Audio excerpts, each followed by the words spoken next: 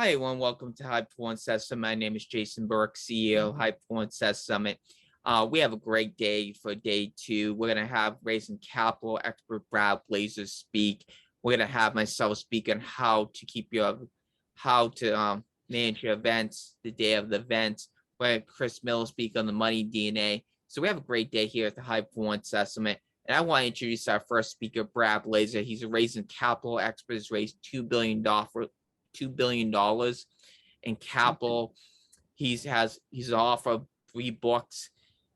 Coach. He's one of my personal coach, and he's going to talk about how he raised millions of dollars through events. So I will welcome Brad Blazar to the High Performance Summit. Great. Well, first of all, thank you everybody for listening to this and showing up, holding yourself accountable. As Jason said, my name is Brad Blazar, known globally around the world as the $2 billion guy. And it's largely because I've raised over $2 billion in high net worth investor capital through my efforts and largely through the efforts of teams I've led as the national sales director or as the president of certain capital teams. And today, I want to talk about something that I'm very passionate about, and that is teaching entrepreneurs and business owners how to attract, how to raise, and how to close investor capital, because every business needs access to money. You need it either to buy a business, you need it to grow your business, you need it to make acquisitions, or you might need money just to basically invest in a special project, something like real estate. And before I get started, what I'd like you to do is just kind of close your eyes and imagine what your life would be like if over the next 6 or 9 months I could teach you how to raise $250,000 or $500,000. You see, I think the problem a lot of people have when it comes to thinking about raising money is they start off with these big, bold ambitions. Like, I want to launch a fund and I want to raise $10 million, or I want to do something like buy a big apartment building and raise, $15 million. And for most people getting started, they think that, but then when they look at what's required to do that, they immediately give up because the goal and the dream appears so big and so unattainable. And so today, what I want to try to do is I want to try to break it down into what I call baby steps. Let's take some baby steps. Let me show you how to raise your first 50,000. Okay, now imagine $50,000 doesn't sound like a whole lot of money, but it is.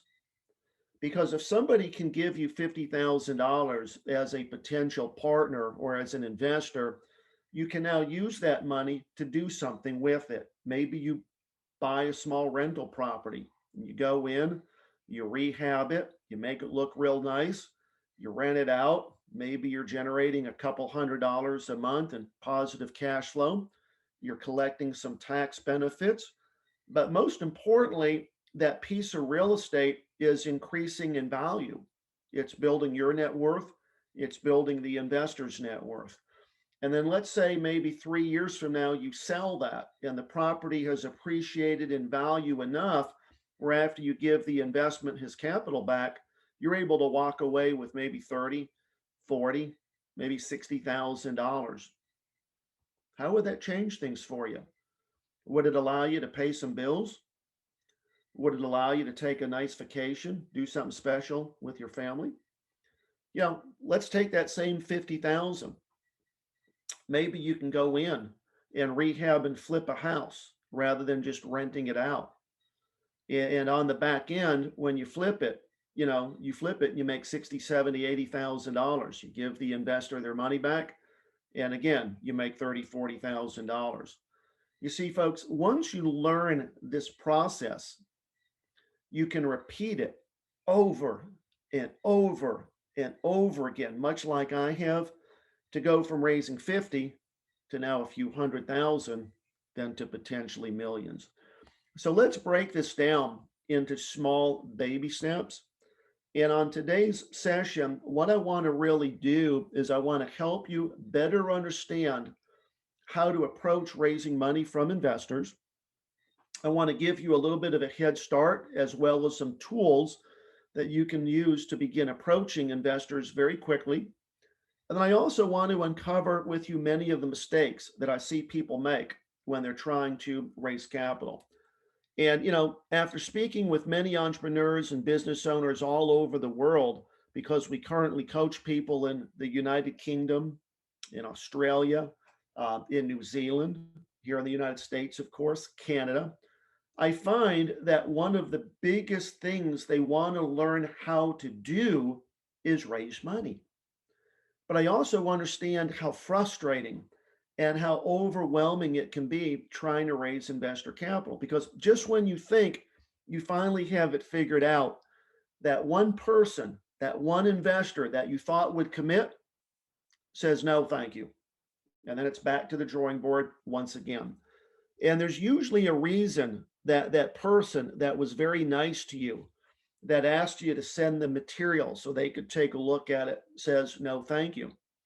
And it's usually because you acted too quickly and you pitched or you presented the opportunity too early in the process before you established trust.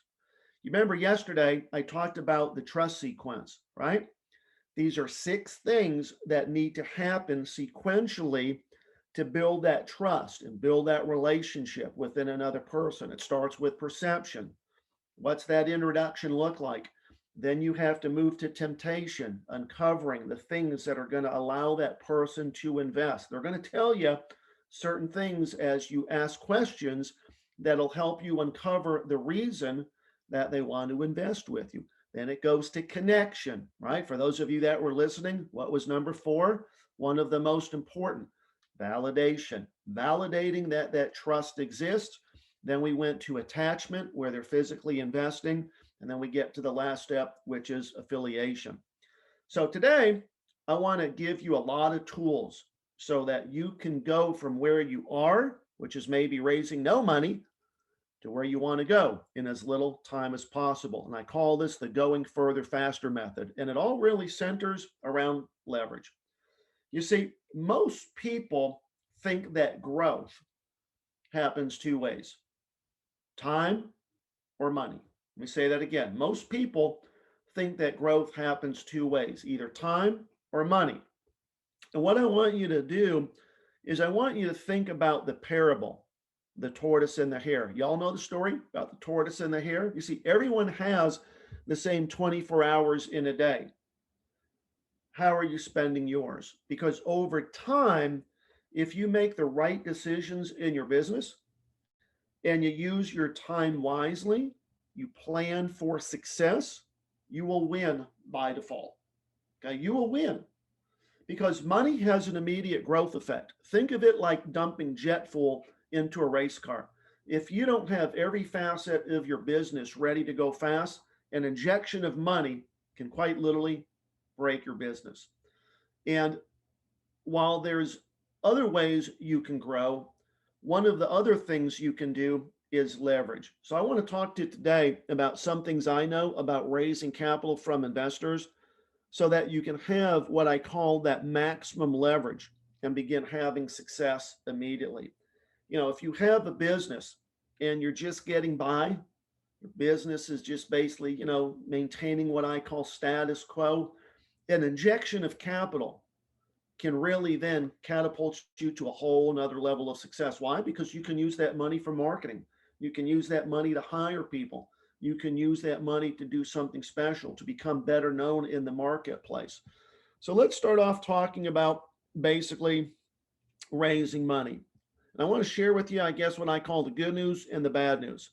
The good news is that now is an incredible time for startups and for business owners to connect with investors that share their vision, because the internet has created and continues to be one of the best ways to attract and reach out to investors. You see, after the government passed the Jobs Act in April of 2012 and the subsequent rise of crowdfunding, what they did is they loosened the restrictions, basically forging the way for business owners and entrepreneurs to get into investor wallets. The bad news, well, not so much really the bad news, is it takes time. It takes effort. It's a grueling, time consuming, and at times a frustrating process. Because if investments were made in companies based on merit alone, the world would be a whole different place than it is now. But the fact of the matter is that there's a lot of other factors that go into investor decisions to either invest or not to invest. Okay, I personally myself have heard a number of the original sharks on the hit TV show Shark Tank. I know Kevin Harrington. I've got him in my cell phone. He was one of my speakers at Capital Con this year. I've heard Kevin O'Leary speak multiple times on how he invests. Damon John, been in Damon's office in New York. And what I've learned is investors do not invest in ideas. Okay, let me say that again. Investors do not invest in ideas. You can have the greatest idea on planet Earth, take it to a group of investors, and still not get funded. And you're like, man, this is such a great idea. No, see, investors invest in great ideas that are backed by people that can execute. If you can't prove to investors that you can execute on a strategy, good luck. So the purpose of the investor discussion today is really for me to demystify a lot of this and help you, the business owner, the entrepreneur, the CEO, get into the best possible position to get the capital, to get the investments, get the things that you need in order to have success. So let's get started. A good fundraising effort requires that before you even get started, you have great supporting documents, okay? Think of you sitting in front of a prospect or a potential investment partner, okay? One of the things that you need to do before you ever get there is basically have what I call an investor package, kind of an investor kit that you're going to be capable of presenting. And so I want to share with you a comprehensive list of what you need to kind of prepare before you're ever ready to initiate that money raising effort. And here's the great thing. If you don't know how to put these together, if you don't know how to go ahead and create a pitch deck, if you don't know how to, for example, to put together your PPM, we'll largely teach you how to do this. So let's talk about your elevator pitch. Okay, your elevator pitch is a very short, a very consistent synopsis of your business, usually expressed in just a few sentences. Think of it like your explanation of service. And perhaps surprisingly, getting this pitch down to a very short, very concise delivery can sometimes, for a lot of people, be pretty difficult because you want to expound and you want to tell people like what you are all about, like what does your business do, like why is this such a great opportunity. But in reality, you want to keep this short. The amount of content that you have in what I call your elevator pitch should be no more than just a few sentences. The amount that goes into this elevator pitch needs to be extraordinary, but a good elevator pitch delivers and conveys a few things very quickly. It's the problem you solve, the solution that you provide, and more importantly, the people that you do it for. Okay, so let me give you an example of a great elevator pitch, okay? We allow anyone to easily get a ride from their cell phone. Man, now, most of you that just heard that can probably guess that that is a phenomenal elevator pitch that would have been very succinct and very, very effective for who? For Uber, exactly. See, Uber's pitch, if somebody were standing next to the founder of Uber in an elevator and he said, hey man, like what do you do? Literally in 30 seconds, we allow anybody to easily get a ride from their cell phone. Boom, that's an elevator pitch. See, and you're going to use your elevator pitch often. You're going to use it in introducing yourself and your business in emails. You're going to use it in presentations. And yes, you're actually going to use it in elevators, perhaps if you get chance meetings.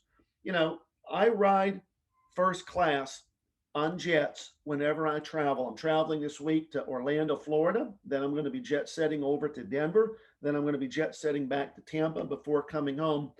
And for the major portion of that trip, I'm in first class. Why? Because that's where people with money sit. And when they turn to me and ask me what I do, I've got my pitch. Okay, I can deliver that pitch in about 20 seconds. Work on your pitch. Now, when I fly, I also sometimes fly private jet, and that's a whole different situation where I take people with me. So you got your elevator pitch. Okay, now let's talk about the next thing. We call this your pitch deck. Your pitch deck is your business plan translated into slides. Okay, it's your PowerPoint, it's your deck. And while the business plan tends to be a long narrative of the business intended for one person to really read on their own, which rarely happens, or think of maybe like an executive summary, the pitch deck is what you'll use to present your concept directly to either an individual investor or to a room of investors, to a family office. Maybe you'll do it virtually in a webinar. And the pitch deck is often requested by investors ahead of your meeting or ahead of your presentation so that they can get a good feel for you, so that they can get a quick synopsis on your idea. So be sure to have it prepared and ready to go before you start contacting investors, okay? And here's the thing, unlike a business plan or unlike an executive summary, which is also a summary of your business, the pitch deck tends to be much more visual, highlighting a few key points, highlighting the advisor team. And it's particularly useful when you're putting together your pitch deck to use graphs, to use pictures, to use visual assets that are going to do a better job of helping you communicate your idea. I've seen some terrible pitch decks where there's a lot of content, it's all wording. Get away from that. Try to reduce the amount of content and put pictures, okay, put graphs that really do a great job of conceptualizing your message. Now let's talk about your private placement memorandum, or what we call your offering circular. This is a very, very important part of delivering that investor package. Now, the point of your private placement memorandum, as the name implies, we call this a prospectus, a memorandum, an offering circular, is to very briefly summarize your business plan into a very formal document, which includes all of the much needed risk disclaimers. You want to point out some of the risks. You want to talk about information on the management team. You want to have what we call an operating agreement that is going to outline how this investment opportunity is going to be managed, what kind of returns you're projecting for the investors, the subscription paperwork, right? So people can actually subscribe and actually make the investment with you. Now, make no mistake about it. It's effectively the sales pitch for your business combined with your pitch deck that is designed to do one thing, and that is to protect you in the course of doing business. Your prospectus, your memorandum, your offering circular is what I refer to as the CYA document. It is the cover your ass document, because not only are you communicating the mechanics of the investment opportunity and how you're going to go about raising money and how you're going to sell the value of your idea, you're disclosing all of the potential risks in this so that you're covering yourself in the event something happens and things don't work out the way that you think they're going to.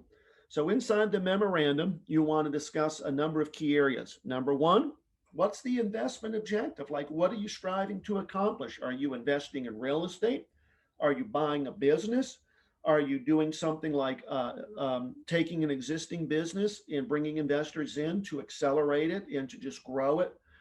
Maybe you're looking to bring money in to buy a franchise. You want to open a restaurant, or you want to open something that way.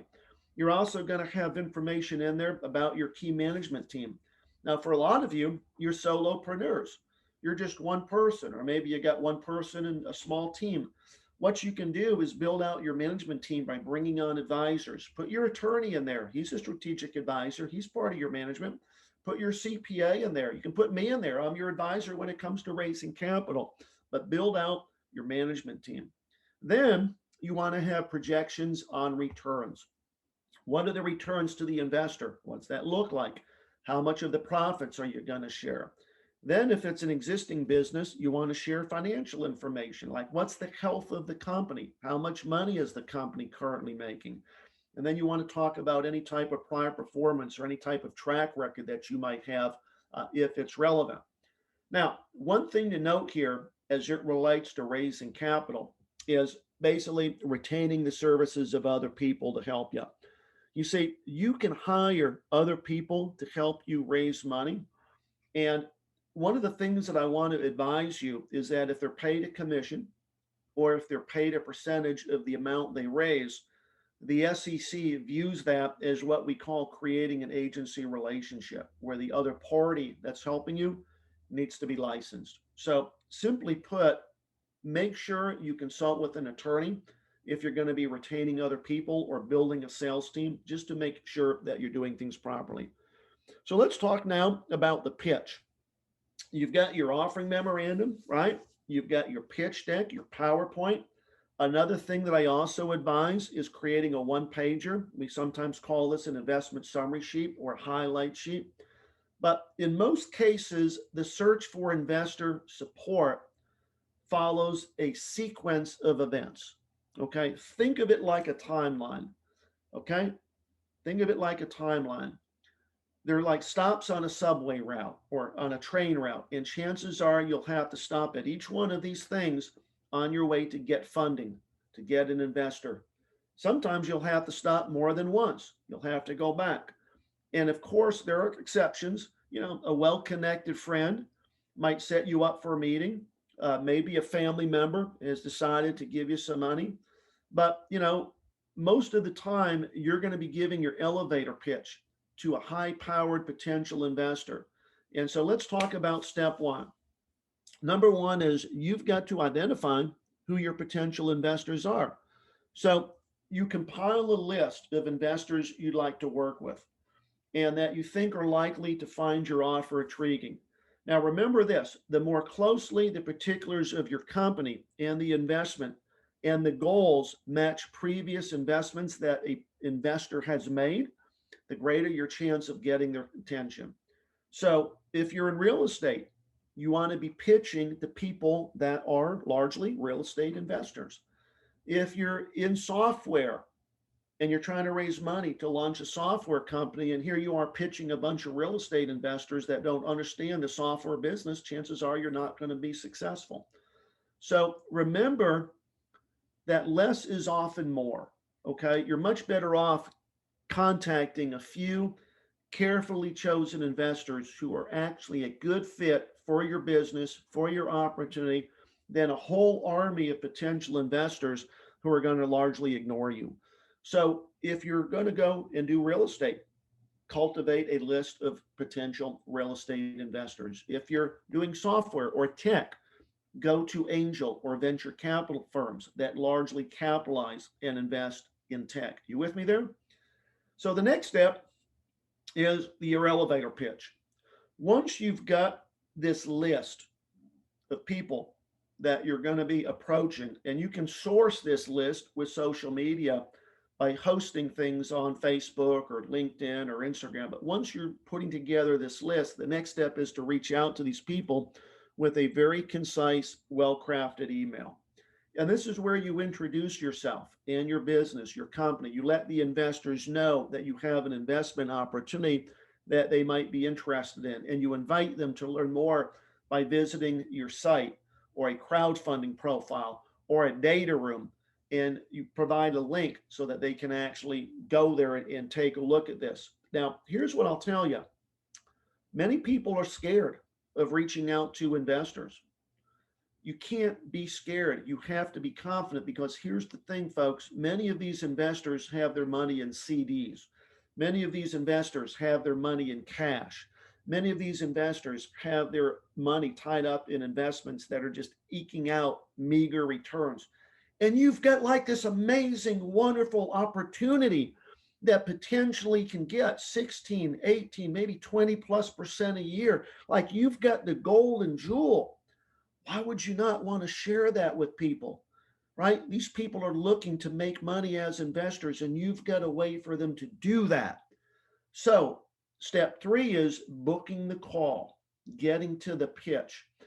Everything you've done so far, putting together your list, researching potential investors, building your website, the preparation of your investor kit, has been with the goal of getting yourself in front of or on the phone or on a Zoom with an investor or a room full of investors to talk about your great idea in more detail. That's it.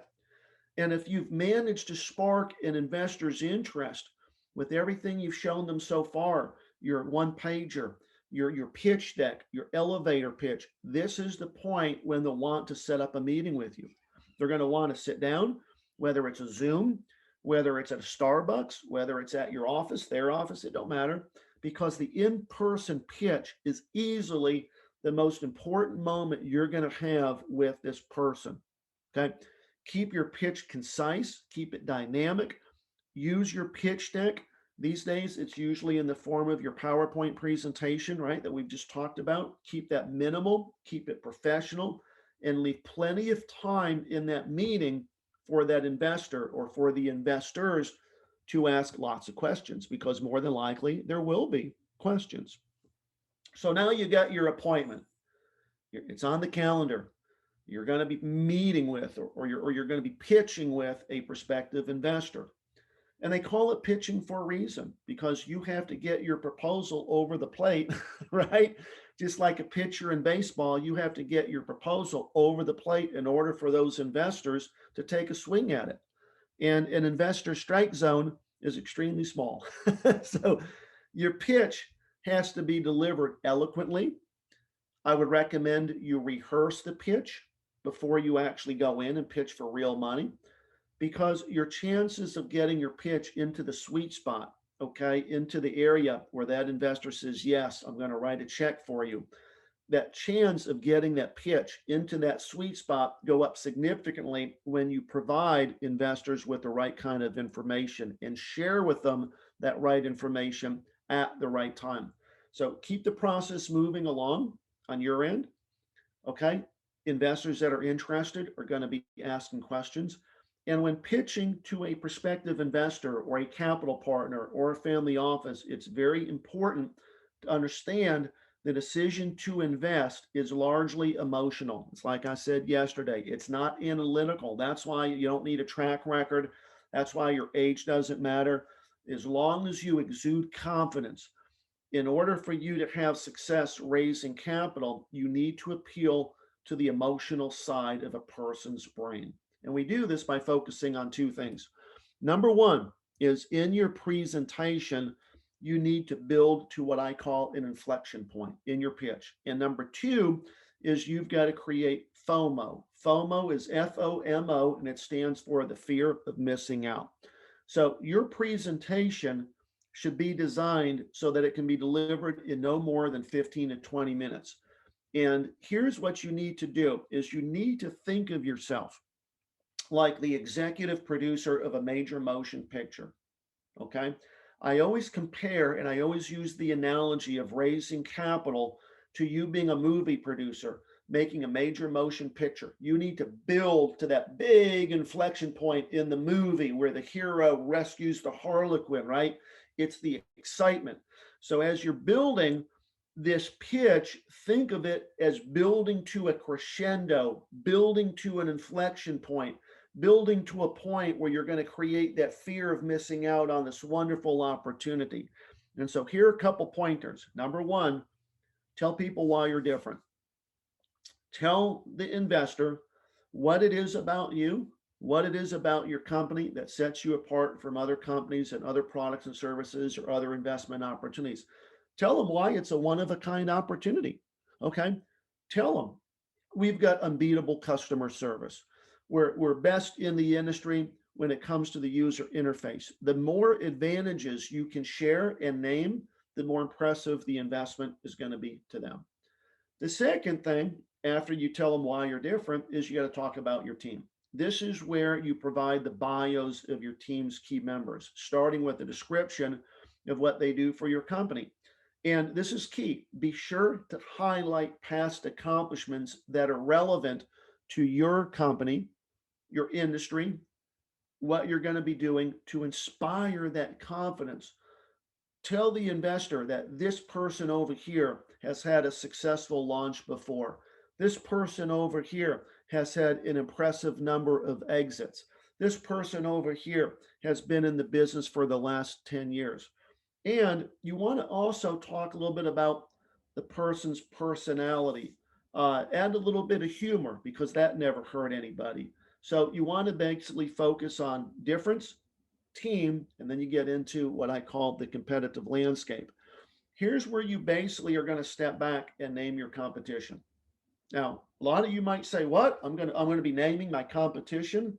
Yes, you want to look at the top 2 or 3 competitors because that is a very, very good number to go with and provide a breakdown of their position in the market. Talk about the competitive landscape, their strengths, their weaknesses, and here's the key. Then you explain to the investor how your company is positioned to blow those competitors out of the water. So, as an example, if you're trying to raise money to do like a multifamily real estate deal, you want to find a couple of other multifamily companies to talk about. This company over here does this. They've got small little garden style apartments. They don't have anybody on site in the management office. They just had a big sign out front and they get people calling. This company over here, they do this. And then you're going to explain to investors how your company is positioned to blow and them out of the water. And that's why I should invest with you. You see, you're positioning your business, your investment opportunity into that competitive landscape because you're competing for capital. The next thing you're going to talk about is what I call the fundraising terms. This is basically a section in the profile or in the pitch deck where you detail the terms of your fundraise, the amount of capital you're seeking to get, the structure of the fundraise, what percentage of profits the investor is going to receive. Is the investor going to get anything in the way of distributions? How is that going to be positioned? Are there valuation caps? Are there triggers? What's the waterfall? You'll also want to provide some information on goals as to the money you're going to raise. Do you have a minimum amount of money? Do you have an escrow? All of these things need to be specific. They need to be detailed. They need to be outlined with percentages whenever possible. Otherwise, it's going to seem to investors that you haven't given this fundraise, you haven't given this offering a lot of thought. And so you want to be very concise in saying, hey, you're going to get 20% profit or you're going to get 80% profit. We're going to basically provide to you quarterly distributions. We're going to take this in management fees. All of these things need to be basically outlined and presented. Now, you heard me earlier talk about FOMO, okay, the fear of missing out. So in the pitch, you want to create a sense of urgency. And we do this with FOMO. It's the fear of missing out. And you can add certain phrases like, we see a window of opportunity in the industry that we perceive is only going to be available for the next 12 to 18 months. So we'd like to capitalize on that while it's still available. Or you might say something like, this opportunity won't be available much longer. So you'd be very wise to explore partnering with us while you can. See, I think you start to get it. You want the prospective investor to be emotionally excited, but also you want to create urgency. You don't want the investor to be sitting back saying, oh shit, I can think about this for the next 6 months and get back to you, can't I? No, like you got to let me know like in the next couple days. You want to get in on this or don't you? Because when you create that fear of missing out and you create that sense of urgency, that's when people are going to call you back in a couple days and say, hey, Brad, do you still have room for me to get into your deal? And you can then say, sure, how much of the deal would you like to take? Now, let's talk about some mistakes that I see people make. These are what I call the do's and the don'ts, okay? Now you're in front of an investor. You're pitching. It's the finish line that every business owner, every entrepreneur is looking to get across. It's an arduous race. You want to get that check. You want to get that investor's attention. You're now in front and you're pitching. Once you're in the room with the investor, or once you're on a Zoom, or once you're in front of a room full of investors and you're at one end of the conference table, you've got investment partners, it's very important to remember that the hard part is not over. It's just getting started. Okay. But there's a lot of moving parts involved in a live pitch. There's a lot of ducks that you need to have in a row. And I want to talk about these. Number one, be brief and be to the point. Professional investors, people with money, make a lot of decisions and they like to move quickly.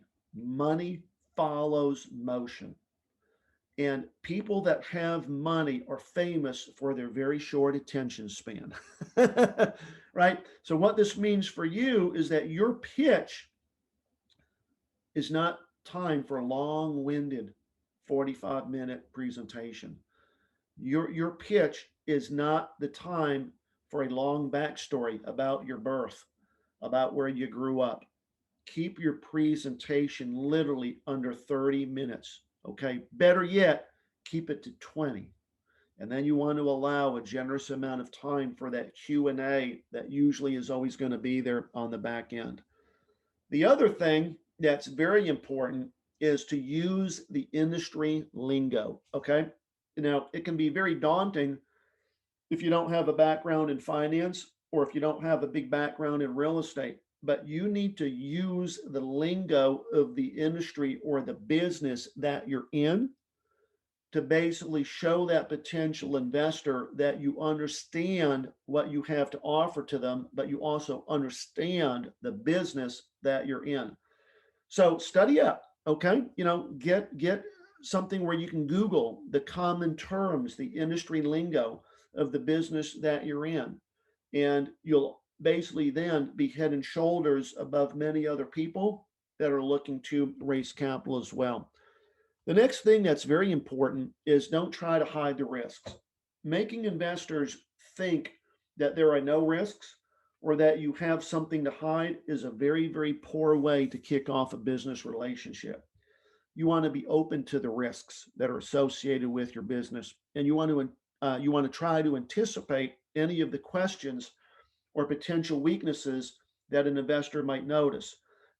Don't stop saying what the risks are. You want to basically say, hey, I want to discuss with you a potential risk, but I want to then focus on how we're going to approach that risk, because this kind of transparency in your presentation will show a potential investment partner that you think ahead, that you're a problem solver, and that you have the ability to deal with challenges in the business or in the investment as they arise.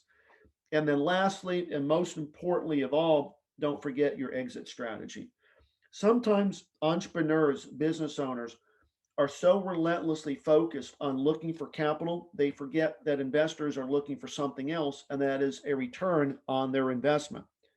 So when you're pitching to an investor, don't overlook the importance to give them a clear, realistic exit plan. In other words, tell them how the investment is going to come back to them, whether it's in profits, whether it's in distributions, whether it's in a sale, whether it's in an IPO, because a lot of entrepreneurs that start off raising capital forget this very important detail, which seems so tiny to them, but in fact, it's one of the big, huge things that people are looking for that are investors.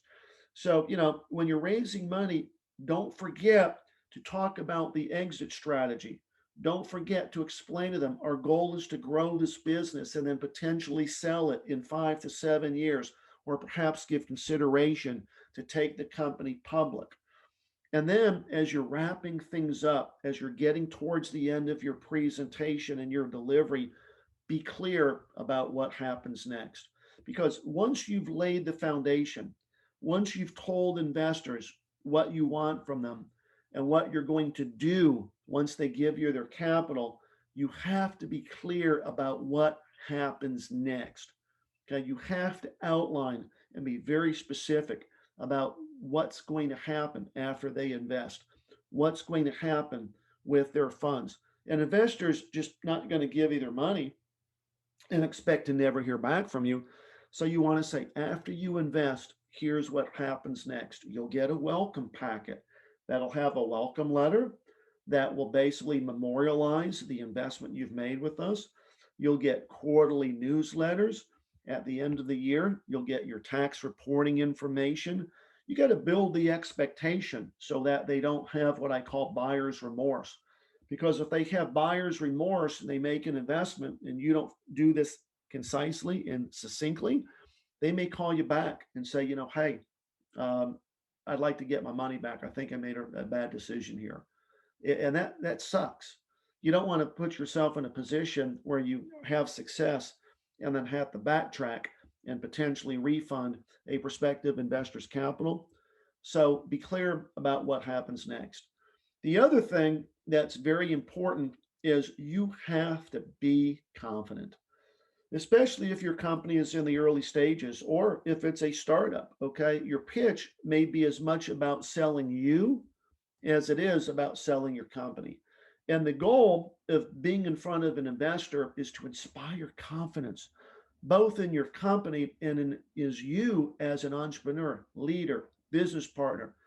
But there's sometimes a very fine line between being confident and being arrogant. And you definitely don't want to be arrogant. So see all of the things that I discussed if you've been taking notes. And more importantly, listen. Okay? Listen. Ask questions. Confidence and your enthusiasm are going to go a long, long way in raising capital. So be confident, listen, ask questions, because those are the things. And most importantly, one last do is get the damn investors excited. At the end of the day, the goal of your in person pitch is to pitch the investors and paint a picture of a business opportunity or an investment opportunity that's simply too good to pass up.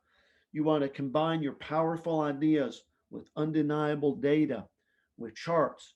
You want to then throw in the confidence and the creativity with attentiveness and openness. And more importantly, like I said, you want to create that FOMO. You want to create the fear of missing out on something really, really good. So now you've pitched. Now, the next and most important part of all is you got to close the deal.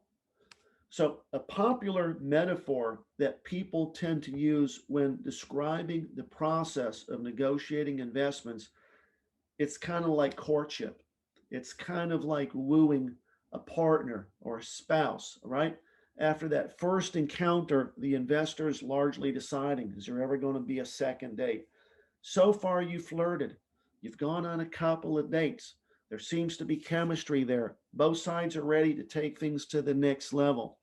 But this is a courtship in the old fashioned sense, meaning you're not just going to run off to Vegas with the girl. That's the money in this scenario. You're going to sit down with the family, which is the investor, and hammer out a careful marriage contract so they sleep soundly at night, knowing their money is well taken care of, knowing that you're going to be a good fiduciary of their capital, knowing that you're going to deliver good returns. So just like at every stage of the pitching process that we've talked about, there are do's and don'ts when it comes to closing the deal.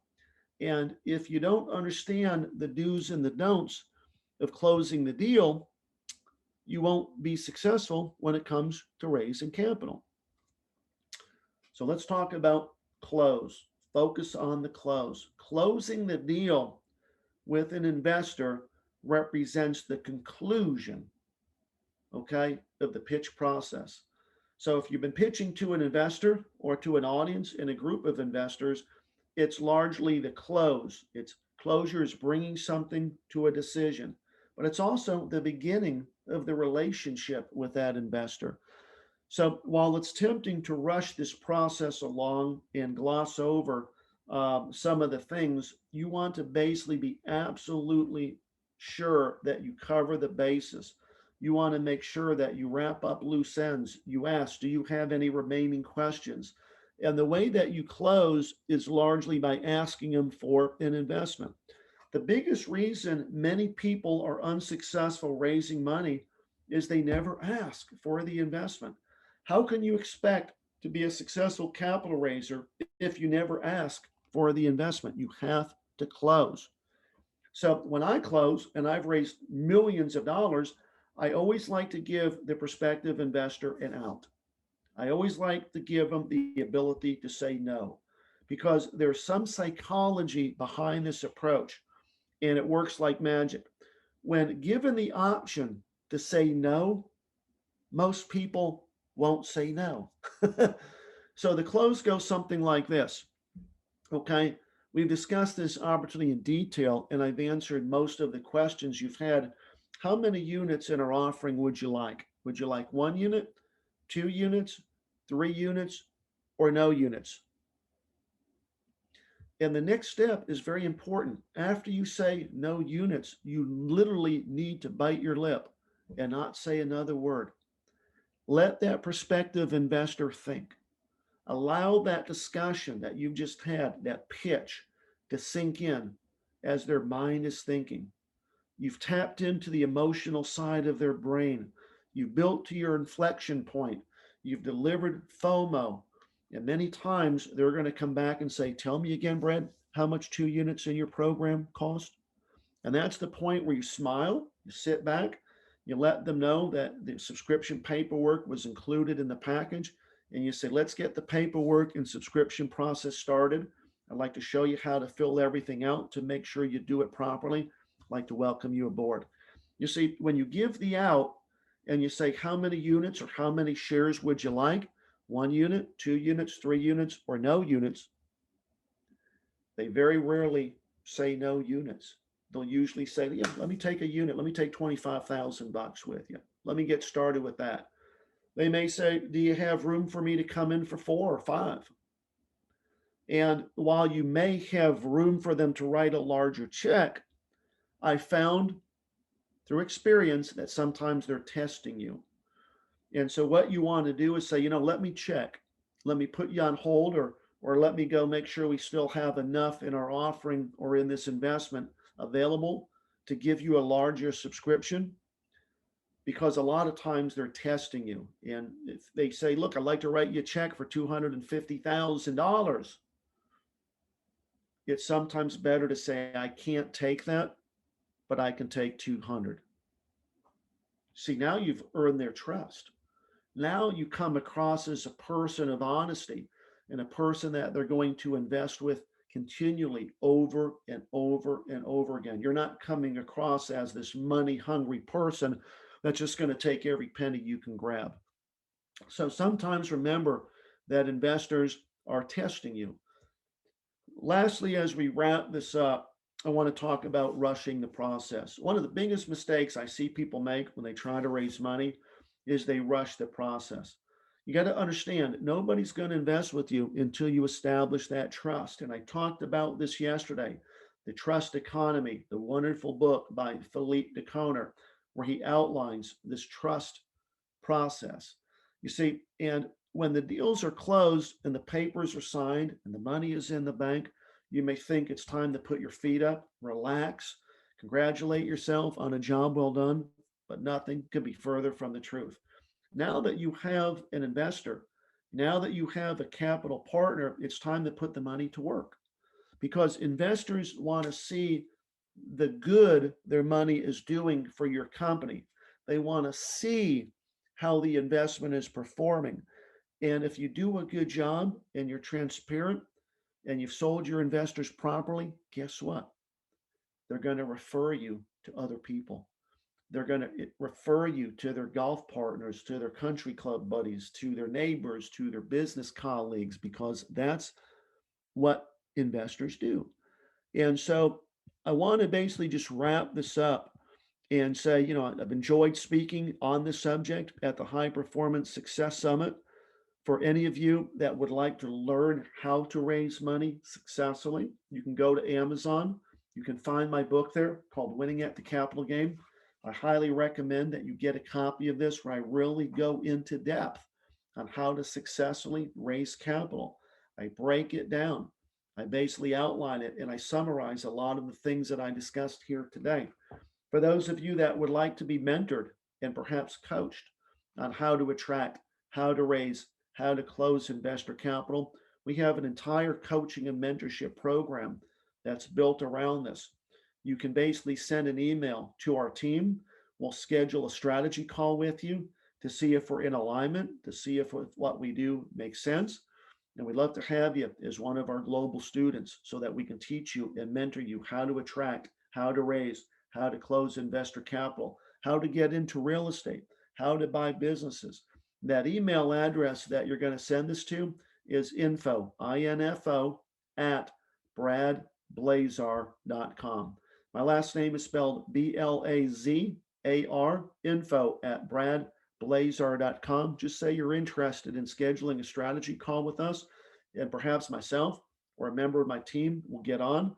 We'll find out what you're interested in doing, and then we'll talk about helping you bridge the gap to get you from where you are to where you want to be. Jason, thank you so much. We're at the top of the hour. It's been great speaking again on raising capital and putting together your pitch deck. Everybody have a wonderful remainder today, the High Performance Success Summit. I've enjoyed spending time with y'all. Just remember, be well, continue to hustle and grind, and more importantly, just stay focused on your goals, everybody. Thank you so much, Brad Blazar. Again, you want to reach out to Brad Blazar. He did a great job today with his presentation. Thank you so much, Brad Blazar, for speaking at the High Performance Success Summit. Next speaker is myself, Jason Burke, CEO, High Performance Success Summit, and a founder. So what I'm going to do is I'm going to share my screen here. So what I'm going to talk about today is event mastery success and how to run your events better. So I'm going to start out, just give you a little background about me. I produced over 200 live and virtual business and real estate seminars since 2010. I've published a book on Amazon with Become Big Star Event Planner. I worked with some of the top business and real estate influencers that include raising capital to Brad Blazar's raised $2 billion, which you just saw speak at the High Performance Summit, Maverick Millionaire Paul Fink, the CEO of Realty Forum Magazine, Expo, Linda Pelagas. Now, I'll tell you an interesting story how I met Linda.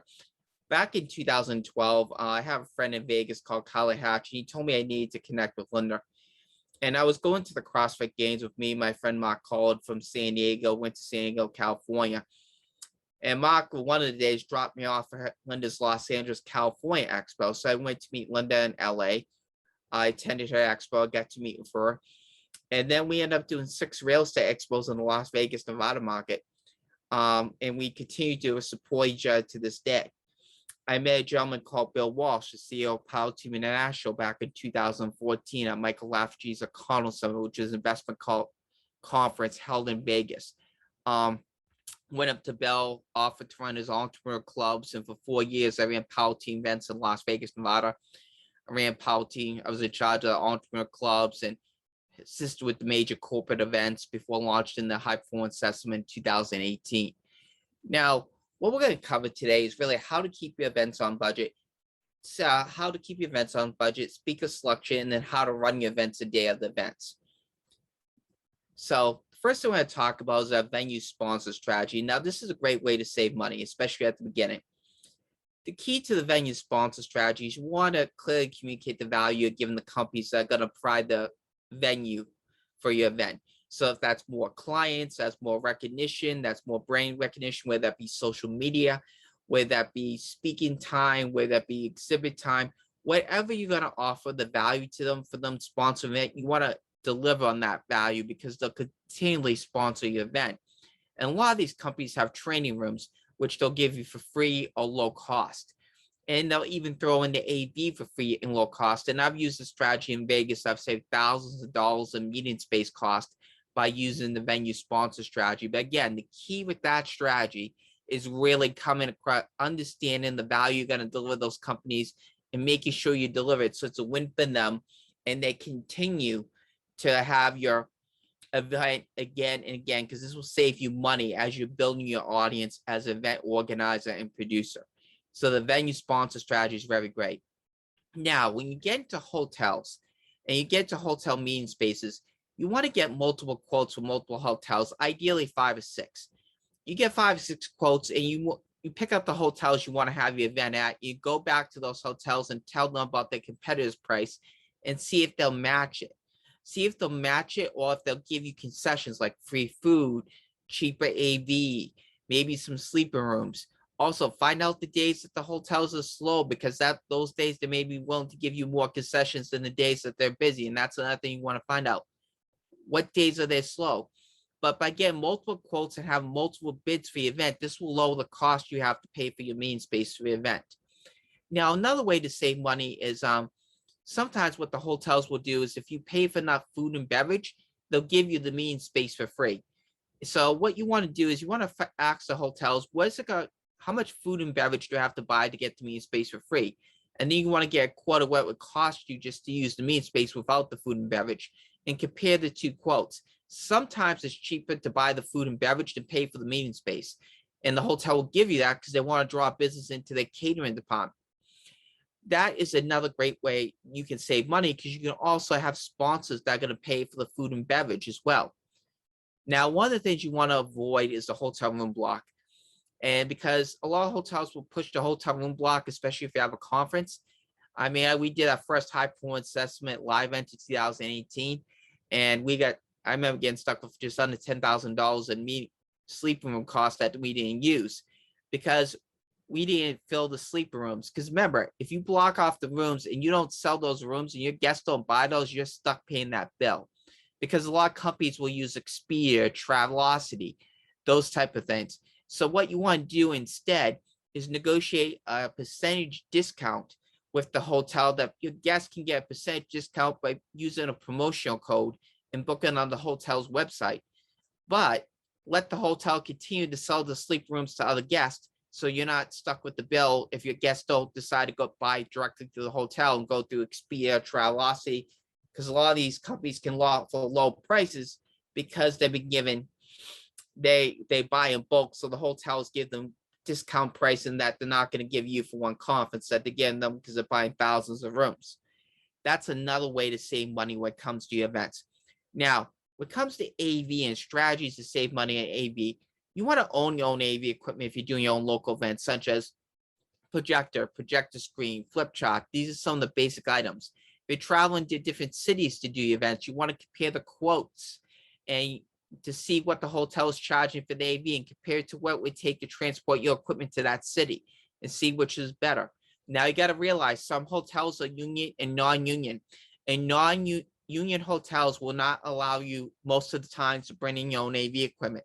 That means you're going to have to rent their AV equipment. You're going to have to pay an AV person from them to watch that equipment, and that's going to add additional expense. So I like to use non-union hotels because they will let you bring in your own AV equipment. So those are some tips when it comes to keeping your events on budget. What I want to talk about now is speaker selection strategies and how to select speakers for your events. Here's some questions to ask speakers that make sure it's a good fit for your event. One, what's their ideal audience? Because you want to know, does that speaker's topic resonate with your audience? Because you know, based on the events you've done, what topics resonate and what topics don't, and you want to be aware of that. Now, another thing to ask is if they're selling from stage, you want to find out the price on the coaching program, because depending on your audience, and you know what your audience usually buys, if they're buying your coaching or they're buying outside speakers coaching, so you have an idea of, if your audience is used to paying $1,000 to $3,000, you bring in someone that's selling $50,000, $60,000, it may not be a successful day for them. If your audience is used to paying for high-end coaching at $30,000, $40,000, you bring someone at $500, they may not see it as enough value because it's a different audience entirely. And you got to realize that. So you got to, if those two things work, then we can move on to the next step. If they don't, refer them to another stage. Now, the next step is negotiating the revenue share agreements on the speaker sales. Keep in mind, a lot of speakers have 30-day money-back guarantees on their coaching programs. Some companies only have 7 or 14 days. On average, you may not see that money as an event producer for 30 to 45 days, or as soon as 1 to 2 weeks, depending on the refund policy of that company. So you want to be aware and have that in writing. And also, as a speaker, if you're offering, if you're going to collect the money as an event producer, you have to tell the speaker when you're going to pay that money out to them, because they're delivering on that value to that coaching client. Now, if you're looking to book big thought leaders for your events, here's some tips. One, you want to make sure the big thought leader has influence and they have the right audience that you're looking to reach for your event, because that's very important. If the audience is right, don't necessarily book them for the event. Now, if you're looking at thought leads audience, now if that's right, you like them to speak for free or JV agreement or split with revenue share sales. And a lot of thought leaders are going to want speaking fees, travel expenses for live events, or even some virtual events. So if that's the case, what you have to determine is this. Ask yourself these questions. How many ticket sales am I going to make because this person speaking at my event? How many sponsors will attract because the person speaking at my event? How many coaching program sales will I make because the person speaking at an event? Is there a chance to do events with this person in the future, or is this a one-off deal? Now, if it's a one-off deal, you want to typically go by the numbers and the revenue numbers. If the income is higher than expenses, then do the deal. If not, then not. But if it's a relationship play and you know you're going to do more business with that person over time, you might take a loss on paying that person as long as you can make up the revenue in other places.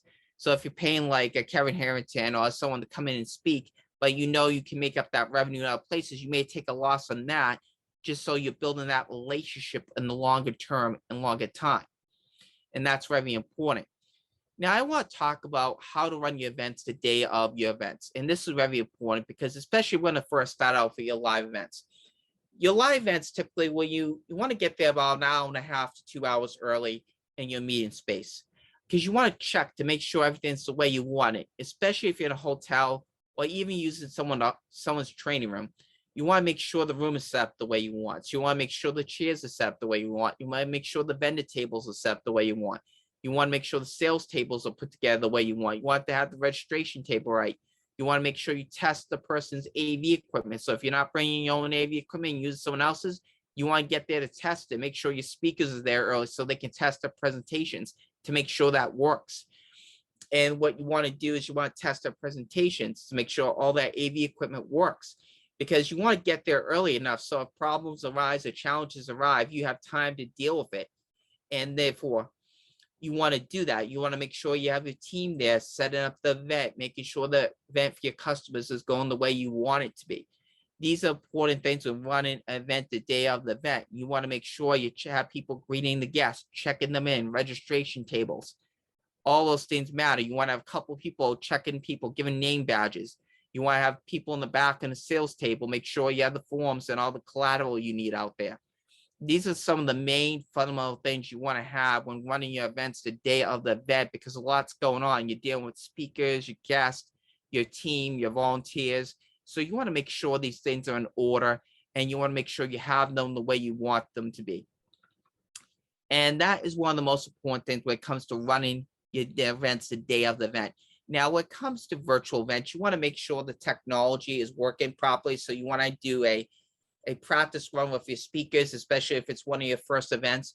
Do a practice session, where it be Zoom or whatever, what technology you're using to make sure you work. My advice when it comes to technology is use what's familiar to you to begin. You can always graduate to something more fancy later, but start with the basic, get the basics down. So if you're using Zoom meeting, Zoom webinar, get that down. You can always go into a higher platform later. But you want to get those basics down and make sure that experience works well. Like for Zoom, when you come to Zoom webinar, ideally you can do that for your events because it's better for webinar. It's enclosed. When you want to do breakout sessions, you can use Zoom meeting. Also, you have the ability now, they have Zoom events, which allows you to integrate both meeting and events into that. So Zoom is a great platform, but you have other platforms like Webinar Jam or Google Meets. You have Facebook groups and Hangouts and different things that you can use when it comes to running your virtual events the day of the event. And you want to make sure the technology is sound, because also keep in mind you're saving your presentations to the cloud so you can edit those later on. And that's really important. Now, here's some ways you can help fill your events. Now, speak and sponsor is a great way to do that. And there's a couple different ways to speak and sponsor. When you're dealing with tips from like BNI or LaTip or Chamber, typically you're going to have 2 to 5 minutes to speak and sponsor, to speak in front of those groups. You want to make sure, attend the meeting once or twice to make sure it's the right audience. And when it's the right audience, then you can sponsor that group. You want to make sure you have a table. You want to make sure you get the database registration. You want to make sure you have a few things that make it worthwhile for you as a speaker and sponsor, that you're going to get the most value out of that event. Now, there's another sponsorship way when you're sponsoring conferences and expos, and this is where you're going to get 30 and 90-minute speaking slots. and you're going to have tables, and you're going to have time to sell your programs. And you want to go attend the conference once or twice just to see how it's run, to see how it is before committing sponsorship dollars to it. But speaking sponsor is a great way to grow your business. Eventbrite is another great way because especially when you're first starting out, you can create pages. You can set up event pages, events that you can put into different cities across the United States, and you can promote using Eventbrite. Now you're going to have a chance to do a nice subject line. You want to have your description be why they should attend the event, who are you, why should they care, what's in it for them, and you want to have a call to action. And you can insert photos and videos into your description on Eventbrite by just using the arrows up and down. Now, when you click the order options button on Eventbrite, you want to click order forms to select buyers only, because you want to use buyers only as a way to select the cell phone option. So you can have the full name, email, cell phone number. And then as you do that, you'll be able to contact them 3 ways. So email, text, and call, because the Eventbrite's default settings are basically name and email address, but they don't have a default setting for the cell phone. So you want to be aware of that. You can post your events on Eventbrite in different cities, which is great. Another great way is LinkedIn events. LinkedIn events is a tool that LinkedIn came out with a little over a year ago, which allows you to invite your connections to upcoming LinkedIn to events that you have. You just need to be aware of LinkedIn. The difference is some people treat LinkedIn events as a LinkedIn invitation. So you got to tell them something like, thank you for accepting my LinkedIn event invitation. Please click the link below to reserve your seat. You got to give them a call to action, or call them, or do something to make sure they attend. Just don't assume because they accepted that invitation that they'll show up to the event. The importance of email marketing. Email marketing is important because it's your own database. And that database is yours, that you use to build your list. That's not controlled by a third party. Now, you might use a third-party service such as Keep, as we saw there, and Keep is a great system. It organizes, allows you to segment your list. There's other systems like Aweber and MailChimp, and those different types of systems that you may want to start out because they're free to $20 a month. And then Keep is anywhere from like $99 for Keep Pro a month up to $200 for Keep Max. So as you get more sophistication, you can go up to those systems. But email marketing is a great way to promote your events into your own database that you control, which is really important. Facebook groups is another great way. Now, Facebook groups, you want to have a public Facebook group and a private Facebook group. And that private Facebook group is only for your coaching clients, for your paying coaching clients. The public Facebook group is for the public. And that's a very important difference. You also want to set up some pages on Facebook that can be a Facebook page for your events. Now, when it comes to using Meetup for your events, you want to do a couple of things. Once you create your Meetup group, you have 3 days, and Meetup will push it out to the city that you created in. And then you want to create, you can create events on Meetup. So you have a subject line, which you get 100 words. You have a body, which you get about 4,000 characters that you want.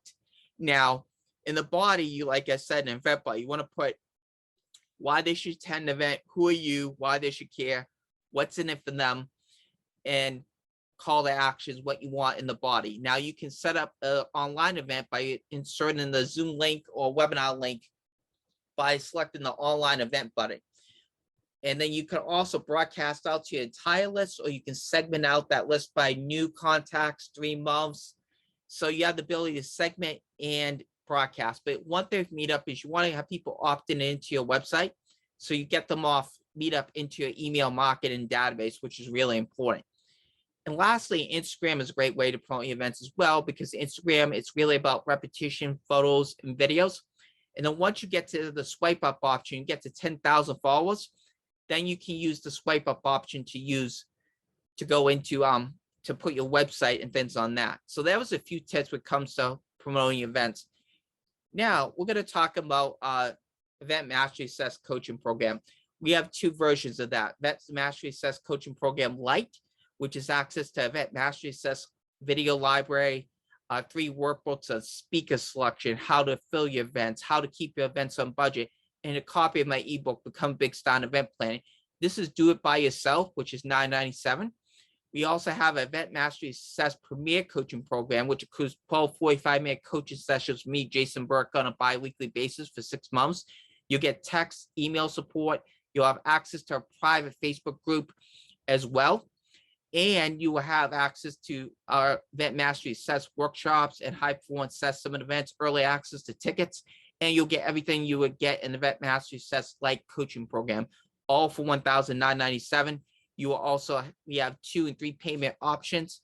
So you can go to, you can go to sign up today for Event Mastery Coaching, go to www.hbssuccess.com/event coaching and sign up today. Again, you can go to Event Mastery Success Coaching, go to www.hbssuccess/event coaching and sign up today, or book a consultation with me, Jason Burke, CEO, High Performance Success Summit and event expert. This has been my presentation, so I'm going to stop the screen right now. Hey everyone, welcome to High Performance Success Summit. My name is Jason Burke. We did have Brad Blazar speak. I actually was speaking on how to do events, but I will go over a little bit of my presentation as well. One of the things is we covered on my presentation was how to do events the day of your events. And one of the most important things when it comes to that is really getting there an hour and a half early, get in there an hour and a half to 2 hours early, check in the meeting space, check in the room, making sure everything is set up the way you really want it to be. And that is one of the most important things, because never assume when you go into a hotel meeting space, you go into another company's training room that's going to be set up the way you want it. You can never assume those things in any situation. So one of the things you want to do is to make sure you check the meeting space and make sure it is ready and it's set up the way you want. Another way you want to do that is you want to also look at, do they have the chairs set up the way you want it? Is the AV working, especially if you're using other people's AV? If you have outside speakers, you got to make sure they get there early enough to test the AV to make sure that works. And that's really important, because they want to do their PowerPoints, they make sure they have the right equipment and the right gadget to hook up to everything. Now, you also want to do is you want to make sure the registration table is the way it needs to be. You want to make sure that your vendor tables and everyone's set up the way they need to be. If you're having vendor tables, depending on what type of event you're having. If you want to make sure that you have the sales table set up the way you want to, with the right brochure and the right collateral. You want to make sure your guests stay outside for about 10 minutes before the event, so you have time, you and your team, to get the room set up while your guests are outside networking and everything like that. And then you bring them in. You want to create that right atmosphere. You want to create the right ambiance for your event. And these are all important things when setting up your live events the day of the event. It's one of the most important things, because if you do it right, it makes the experience for your guests that much better. And also depends on the type of event you're having too. If you're having a networking event, you want to make sure the space is where. If you're having food, you want to make sure the food's out. If you're having drinks, you want to make sure that's out. If you're doing a high level mastermind, you want to make sure the room is set up conducively to the way you want it. If you're doing a seminar, workshop, you got to make sure the seats are set up the way you want. You got to make sure you have your banners in place and everything. These are just a few small things that make a huge difference when it comes to doing your own events and really setting up the room the day of the event. Now, also one of the things that you want to be doing is that you look at the AV equipment. Now, if you're doing a virtual event, say like this, and you use a Zoom or something, you want to make sure you test the technology, make sure your speakers are familiar how to use, whether it be Zoom or any other webinar platform like Webinar Jammer, Google Meets. It depends on the type of event you're doing. You want to make sure that you have a practice session with your speakers, especially if this is one of your first events. And you want to make sure that that goes off without a hitch, so they get all the bugs out in the practice session. So when it comes to the actual event, they're going to really run they'll be able to go right on the event. Now, I use Zoom webinar for something like this because this is more of an enclosed event where we're doing training. But if you want to do breakout sessions, you can use Zoom meeting. There's also Zoom events where you can combine the two, the breakout sessions and the webinar. That's something new that Zoom came out with. You have Webinar Jammer, which is that's a great platform as well. You have different platforms like Google Hangouts. It all depends what you want to use and what your team is most comfortable with. What I advise is when your team is most comfortable, start what you know best. Start with the platform that's the easiest to use. You can always get the bells and whistles later on, but the most important thing is master the basics first. Use something like a Zoom meeting, a Zoom webinar, and start out there. Or if you're comfortable using another platform, whatever you're comfortable with, use that first so you'll create the best experience for your event. And as you create that experience, you'll be able to determine what needs to change, what needs to evolve, what needs to get better, and that will create a great experience for your event. And that is really some great tips when it comes to setting up your events, the live events, setting up your Zoomy, your virtual events. I mean, one of the things we went over yesterday, we went over how to save money on your events. And one of the things I'll talk about here, because we have our next speaker is not going to be here for a little while, Kris Miller. We will talk about also how do you save money on events. And one of the greatest ways to do that is your venue sponsor strategy. You can use one of the things is you want to clearly communicate the value that your venue sponsor is going to get from hosting your events. So that means more clients, more leads, speaking time, brand recognition, maybe social media. All that stuff is great, but you got to communicate that and make sure you deliver on that value so they continually host your events, which will save you thousands of dollars in costs. Because I know I did this in Las Vegas and saved me thousands of dollars with companies will give you the training rooms for free at low cost, which if you were paying for a hotel would be a lot more expensive. Now, one of the things you want to also look at is when you go into hotel meeting spaces is very simply, you want to get 5 or 6 quotes because this will lower your costs. Competition gets you better pricing. So you want to get 5 or 6 quotes from hotels, and then you want to decide, you want to compare the quotes and go back to the hotels you want to have the event at and mention the competitor's price and see if they can match it. Also ask the hotel, what's the slowest day for them? Because they might be more willing to match lower price on a slower day for them than say a busier day. And that's another consideration. If they're not willing to match that price, you can ask for concessions, like maybe some free food, discount price on AV, sleeping rooms. There's all types of different concessions you can get from hotels to the meeting space. And that's one way that you'll cut your cost. Another way you'll cut your cost on hotel meeting spaces, sometimes hotels will give you the meeting space for free if you buy enough food and beverage because they want to get business for the catering department. Now, when you're doing this, you want to ask the hotel, what would it cost? What do I need to spend to get the meeting space for free? Compare what the food and beverage minimum is to what the cost for the meeting space. And in some cases, it's cheaper to have the hotel pay for the food and beverage minimum than pay for the meeting space. And that will save you money. In some cases, it may be cheaper to just use the meeting space and not do the food and beverage, but that's why you want to compare the 2 quotes and find out which is cheaper and to use that, and that will save you money. Also, another thing you want to be aware of is a hotel meeting room block. And that is, a lot of hotels will cover you to book sleeping rooms because you're having a conference. I would advise against that. I would negotiate a percentage discount with the hotel. I know because we did our first High Performance Summit live event in 2018, and we had almost $10,000 on unused sleeping rooms. The thing is, you can't assume your guests are going to buy sleep rooms directly through the hotel because they have sites like Wikipedia, be it Travelocity, Expedia, different travel sites that'll get discounted prices from the hotels because they're buying the rooms in bulk. So the hotels are going to give them better deals than they're going to give you. And your clients are always looking for the better deal. So you got to be aware of that. And this will save you thousands of dollars by not doing the hotel meeting room block. Now, when it comes to saving money, when it comes to AV equipment and stuff, you want to own your own equipment when it comes to projector screen, flip chart, some basic items.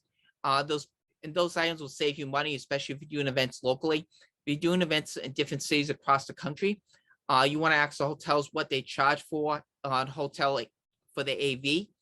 Also, you want to be aware that some hotels are union and non-union. And union hotels typically will not let you bring your own AV equipment. They're going to ask you to rent their own AV equipment, and they're going to ask you to pay their own AV person. And you want to be aware of that, because I like to use non-union hotels because they will let you bring your own equipment. Sometimes you can negotiate with a union hotel to let you bring your own equipment if it's a slower day, or maybe it's a season that they're not busy and they're looking to get business in there. That's another great thing about that. But, and then you want to compare, like if you're doing events in other cities, is it cheaper to transport your own equipment or use the hotel's equipment? So you want to be aware of that, and that will save you money on the AV.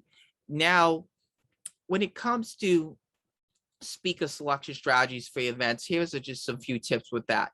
One, find out the topic the speaker has for, and find out if that resonates with your audience. If it doesn't resonate, don't book them, further them to someone else's stage. Also, if they are selling from stage, find out what's the price point for the coaching program, because typically you know your audience and what they've paid for coaching in the past. And if someone's selling a $50,000 program and your audience is used to paying only $1,000 and $3,000, then that's just not going to work out too well. If your audience is used to paying $20,000 to $30,000 for coaching, and then you're selling a $500 program, they may not value it that much to pay for that. So you've got to be aware of that, what resonates. And you know this based on people buying your own coaching and people that outside speakers you brought in that your clients are bought from. So that's a knowledge base that you can draw from. And if you haven't done any of your own events before, then you want to ask mentors what they've done in the past, such as me, and things along that nature. And that's one of the things. Now, if the speaker checks out and you want to make the next thing, it's called joint venture agreements. And especially when it comes to doing revenue shares on speaker sales on the coaching programs, because typically a lot of speakers have what they call 30-day money back guarantees. So you may not see that money for 30 to 45 days. Some companies it's only a week to 2 weeks, so you may see that a lot sooner. Every company is different, and the refund policy is different as well. So you got to be aware of that, and you got to have that in writing. Now, if you're collecting the money, you got to tell the speakers when you're going to pay them the money, their portion of the money, because they're servicing that client, and you want to be aware of that. And that's one of the things where it comes. Now, when it comes to booking big thought leaders, one of the things you want to be aware of is that the big thought leader or influencer have a tribe that matches up with the audience for your event. And can you get that person to speak for free or do a rev share in the back end? That's an ideal situation. But a lot of thought leaders, where it be a live events, they're going to want the speaking fees or travel expenses or one or the other. Or in some cases, some thought leaders charge to speak virtually. So here's some criteria when it comes to determining if that's a good fit or not. How many ticket sales you got to make from this person speaking event? How many sponsors are you going to attract? How many back-end sales are you going to make on coaching programs? Is there a chance to do future events with this thought leader? Or is this a one-off? If it's a one-off, you want to make the decision straightly on the numbers. Is the revenue higher than the expense? If it's something that you can build a future relationship with and you can do future events with, you might be willing to take a loss to book that big thought leader, provided you can make up the revenue and cover the expenses in other ways. So you want to be aware of that as you're booking big thought leaders for your conferences, your events, your workshops, your seminars, whatever type of event that you're doing. And you want to be aware of that as well. Now, as I went over, we do have Event Mastery Success Light and Premier coaching packages. And let me tell you the difference. A light package basically is a video library, 3 workbooks that includes how to keep your events on budget, speaker selection, events, and how to fill your events, and a copy of my book, Become a Big Star in Event Planning. And that's really do it yourself. That's a $997 level. We have a premier level that's $1,997. That includes 12 bi-weekly coaching sessions with me, Jason Burke, CEO, High Performance Assessment Event Coach. You also get text and email support in between the coaching sessions. You have access to a private Facebook group. You get early access to tickets for Event Mastery Success and High Performance Assessment events. And you get everything in the Event Mastery Success coaching program. That is $1,997. We also have 2 and 3 payments as well. You can go to www.hpsuccess.com/event coaching. I will put that into the chat, but that was also earlier on the presentation as well. We will have some time here before we have our next speaker, Kris Miller. She's going to be talking about the money DNA and how to build legacy wealth. She will begin shortly about 2 o'clock, so we're going to be taking a short break. Okay. Miller, welcome, Kris Miller, to High Performance Assessment Legacy Shifters Wealth Strategist. She's going to talk about creating income you'll never outlive. Welcome, Kris Miller.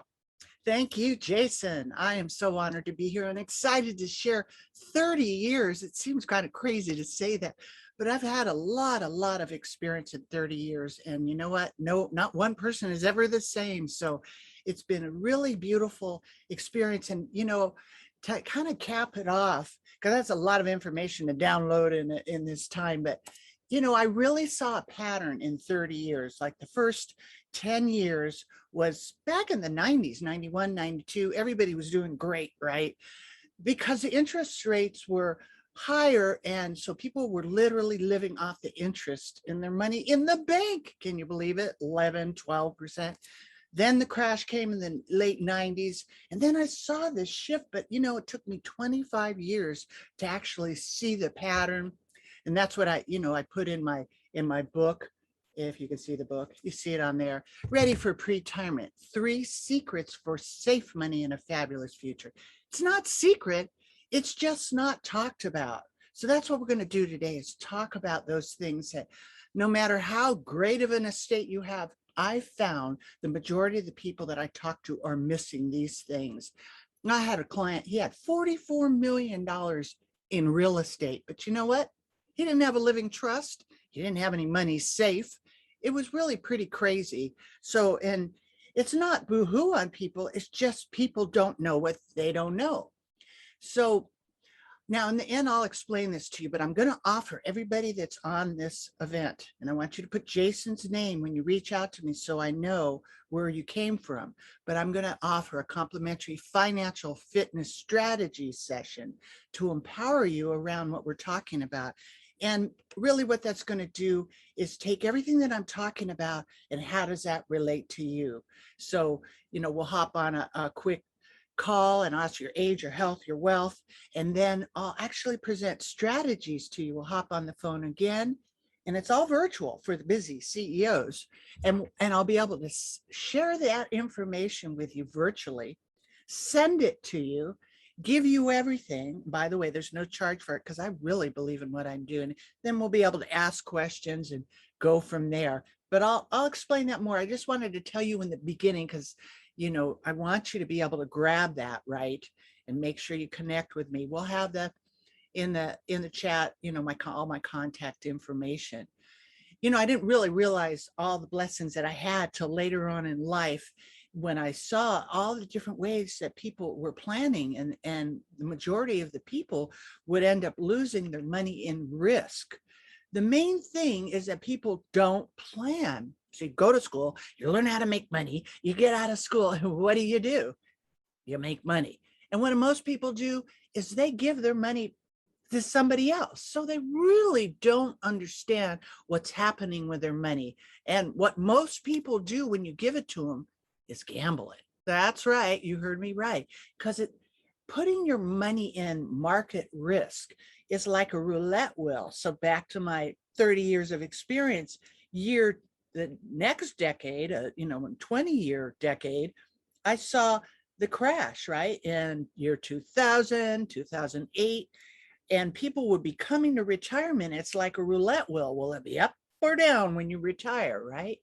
And that session was very sad to see 70, 80, 90-year-old people coming in, losing their pensions, their 401ks, and they're not going back to work.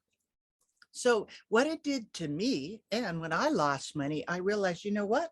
I have not been taught safe money strategies, taught the generic thing that everybody's taught. And honestly, I could not look you in the eye and say, oh, you need to buy this stock, but I don't want it. I'm just not like that. I own what I sell, and I'm all in safe money. So I can proudly say with 6,000 clients, I stopped counting about 5 years ago. No one on my watch has ever lost one dime in any market risk. So the questions you want to ask yourself, and I'm going to cause you to think about this, take notes. I'll be giving Jason a little bonus thing that he can add on later of a little checklist so you kind of know what to do and where to go, things that will help you. Take time out of your life to learn these things, because all you're doing is spending your time making money. You need to spend an hour a week to look at your financial future and plan ahead. Okay, so the questions you want to ask yourself, well, what's going to happen? And we're at the top of the market. Don't joke yourself. You can't print $7-9 trillion with no gold backing and not expect inflation and crash and lots of problems. So this is what we got to pay attention to. Is your money safe? Are you paying unnecessary taxes? Are you paying state, federal, and are your assets going to be protected if you need long-term care? So the question is, do you want to protect your state from losses, taxes? Now, it's affirmation. You need to say yes. And I don't mean just say yes and put it in the chat box. I want affirmation. I want participation. When you participate, it does something in your brain with your NLP. It connects you to action.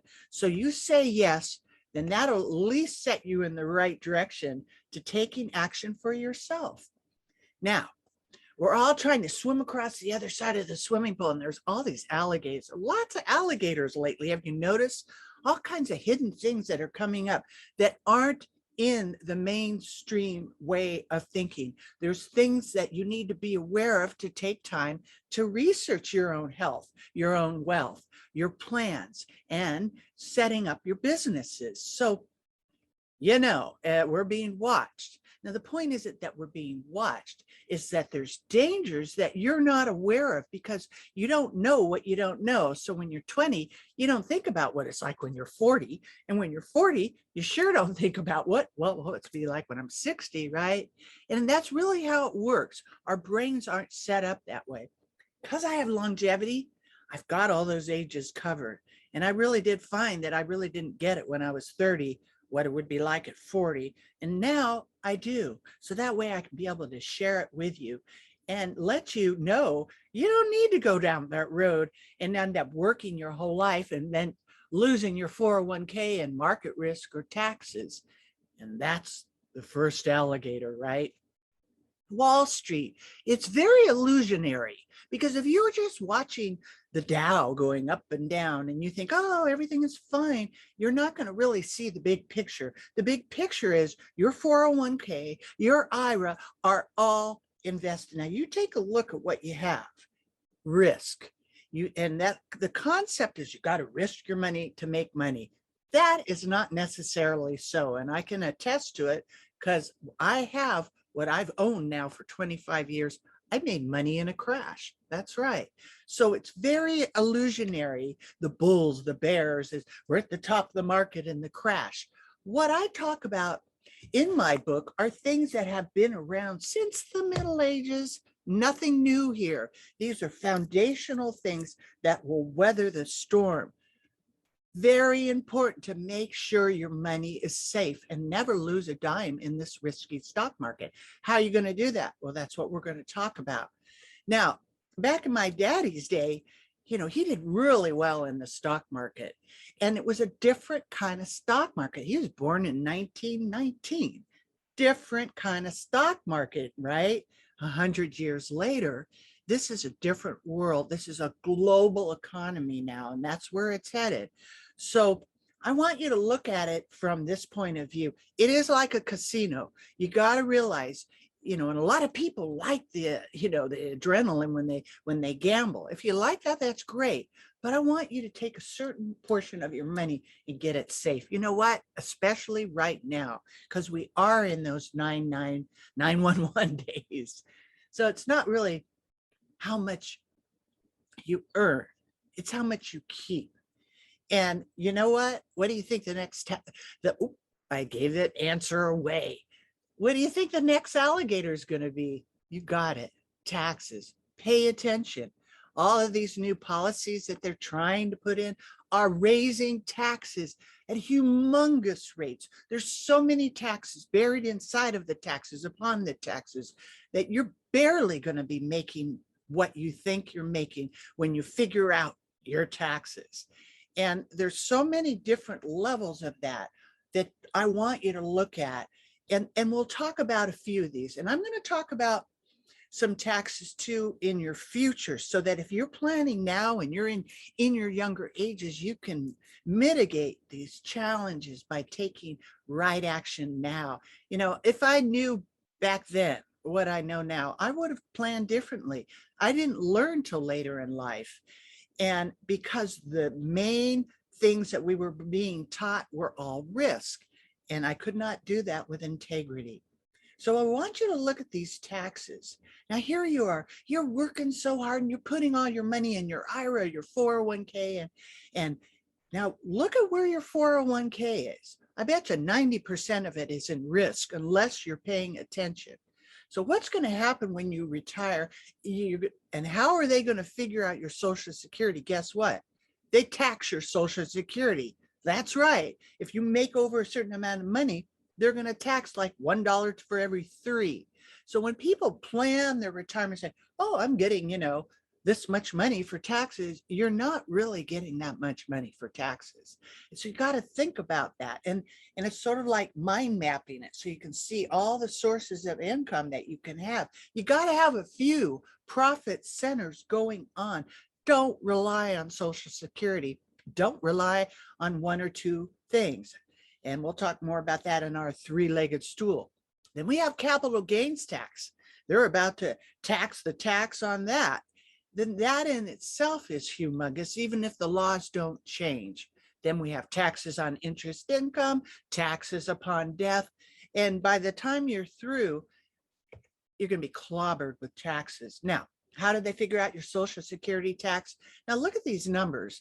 I'm sure they're going to change a few more times by the time you get there. But if you're married and you make $32,000, or you're single, you make 25, if it exceeds that amount, they're going to use 50% in the calculation for your taxes. That's a lot.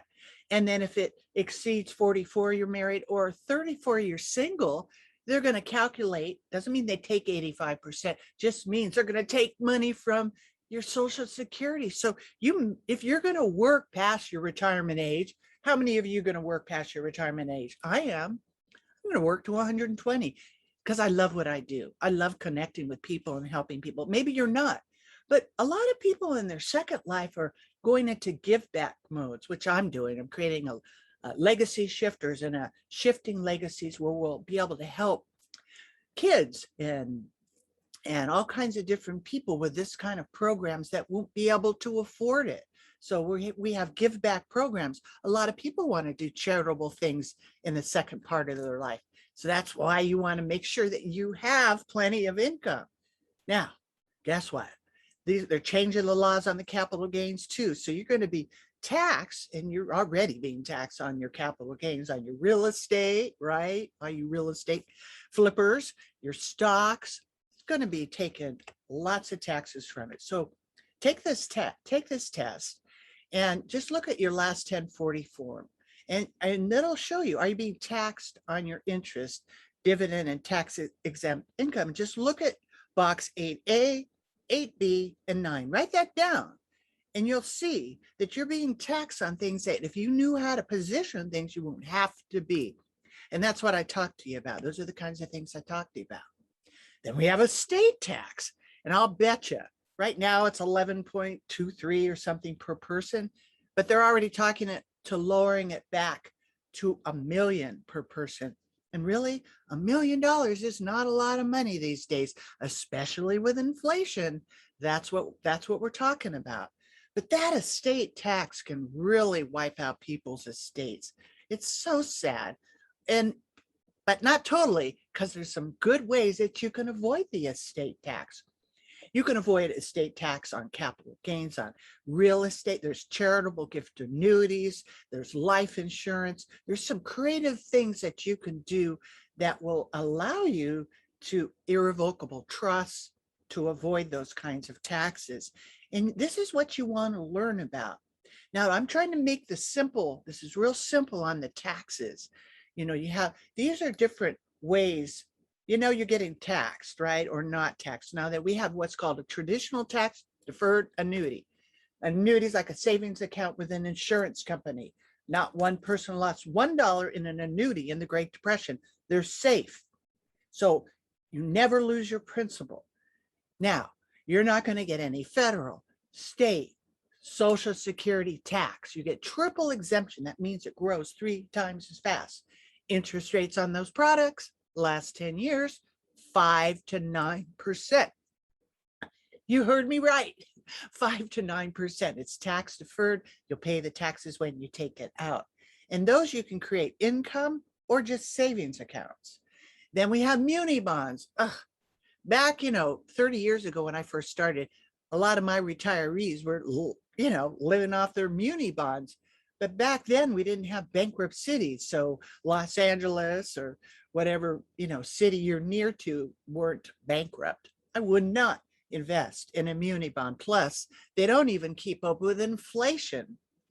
And then we have what's called index universal life, whole life, life insurance that totally avoids taxes on all levels. And guess what? I'm really excited to tell you about tax-free income. You can actually set up what's called investable life insurance using the death benefit to pay your taxes for income for life.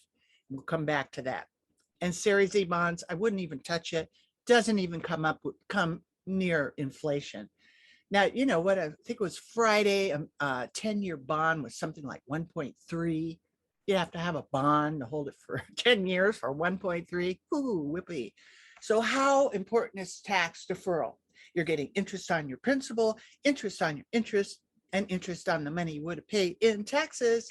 That means it grows 3 times as fast. Who's this guy?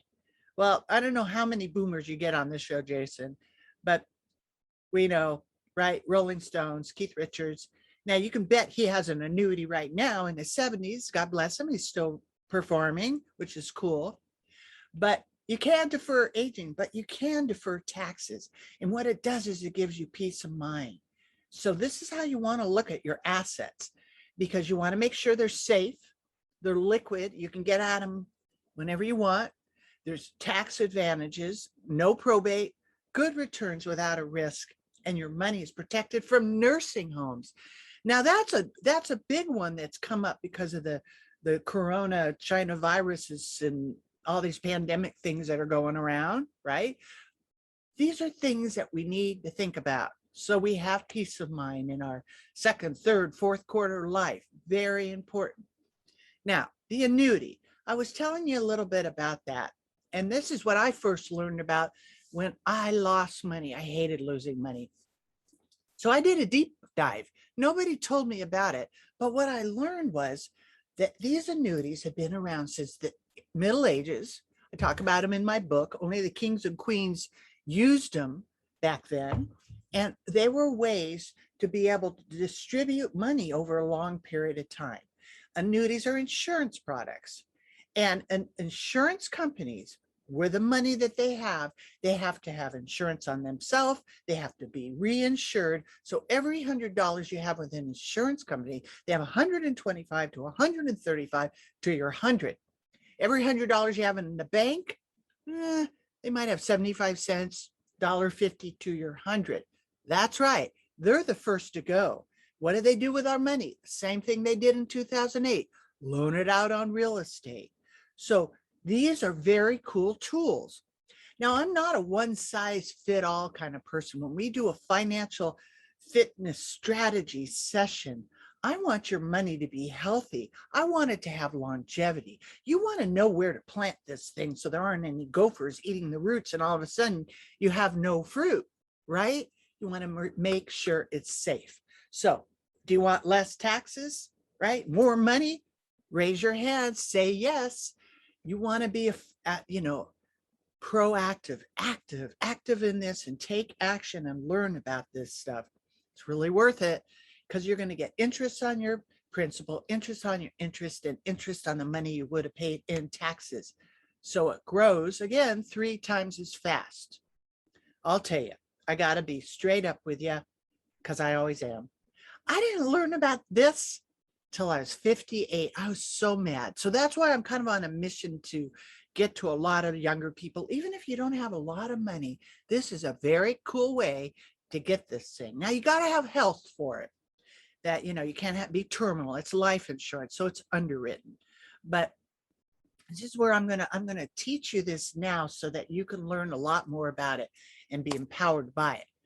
But here's the PhD about money. So you don't have to do 30 years of classes like I've done, right? Or experience. Two places your money's going to be when you retire. That's the life without work. It's going to be either taxable or tax-free. So basically, everything that you own is taxable at capital gains, your stocks, your mutual funds, selling your business, real estate, taxed. What about your IRA? Guess what? It's taxed too at ordinary income, right? 40% or up or whatever it's going to be after all they change all the laws again, right? So then there's tax-free. Now, muni bonds, like I already told you about muni bonds, not interested in putting my money in bankrupt cities that are, not there. Roth IRAs, those are great, but they're limited and they're risky. Why? Well, the limit is if you make 100,000 as an individual, that's the cap.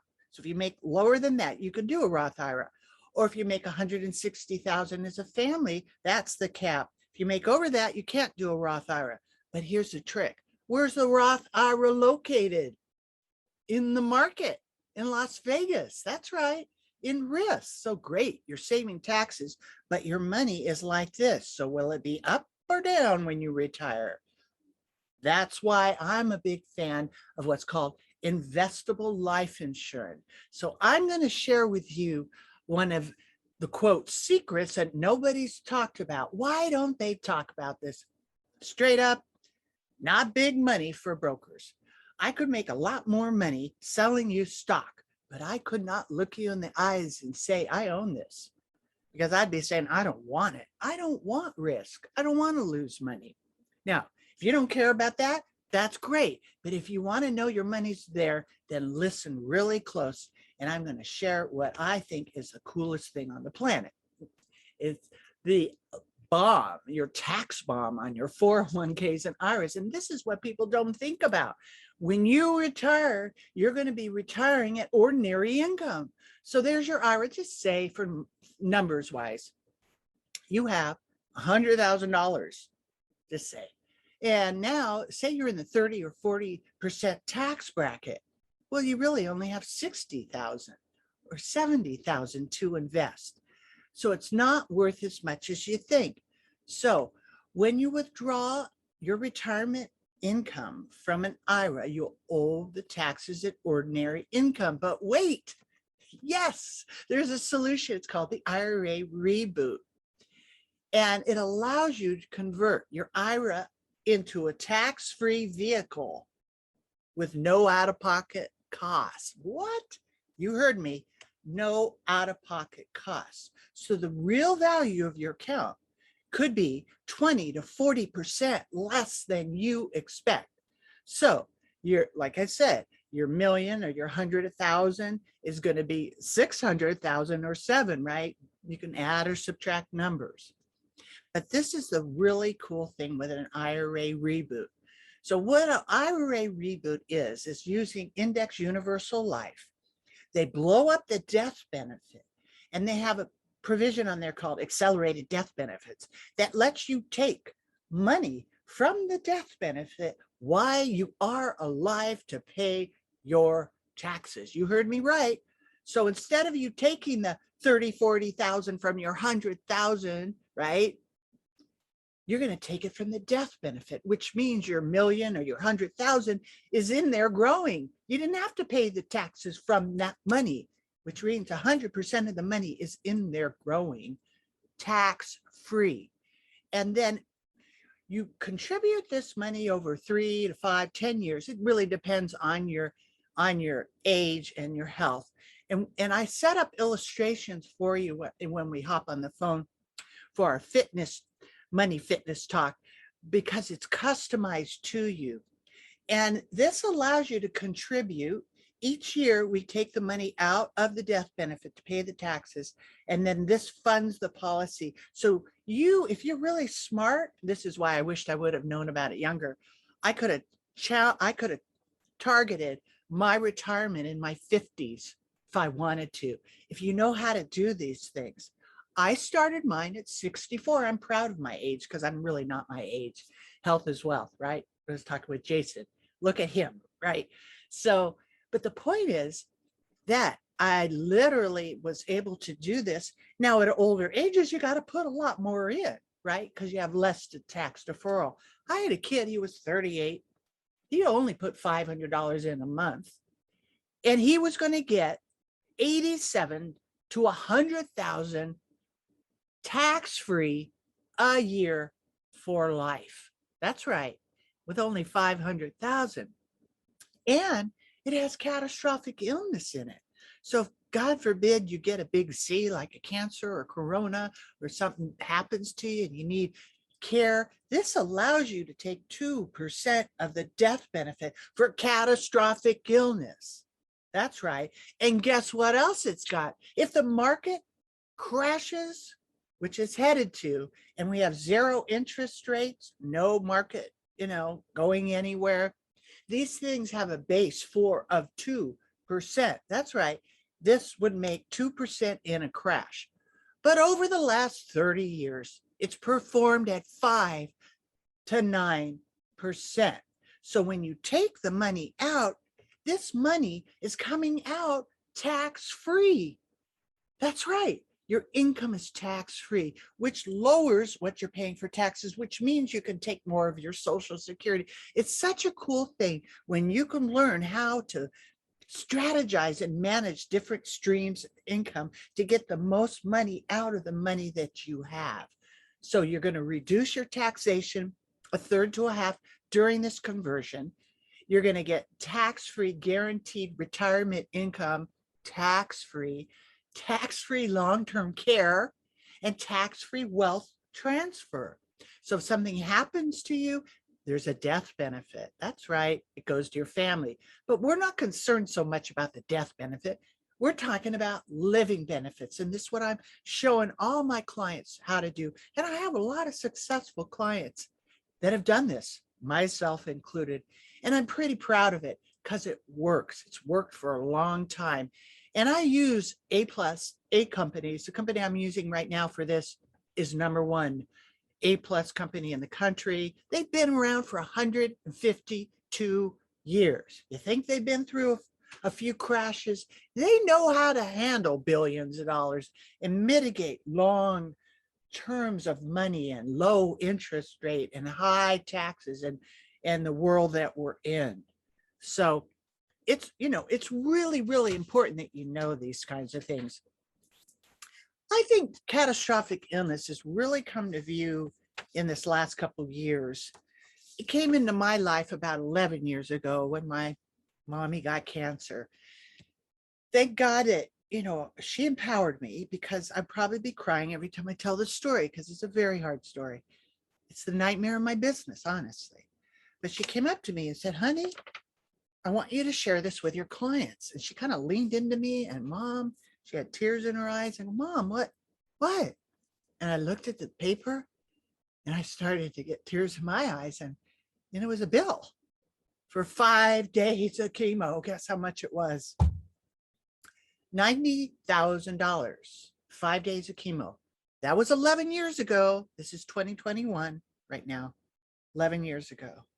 That was 5 days. She had chemo 5 days every month for a year.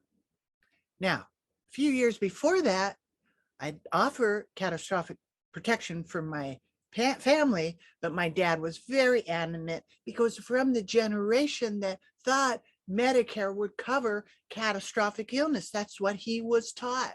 So he didn't get it, which means he paid out of his pocket. Thank God my daddy was very successful. I'm really proud of him.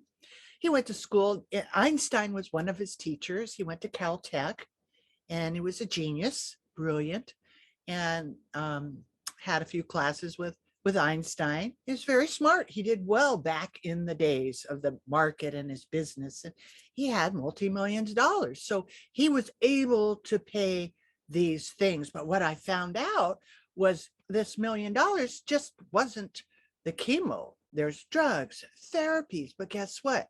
In our family, we don't want to put our family in a nursing home.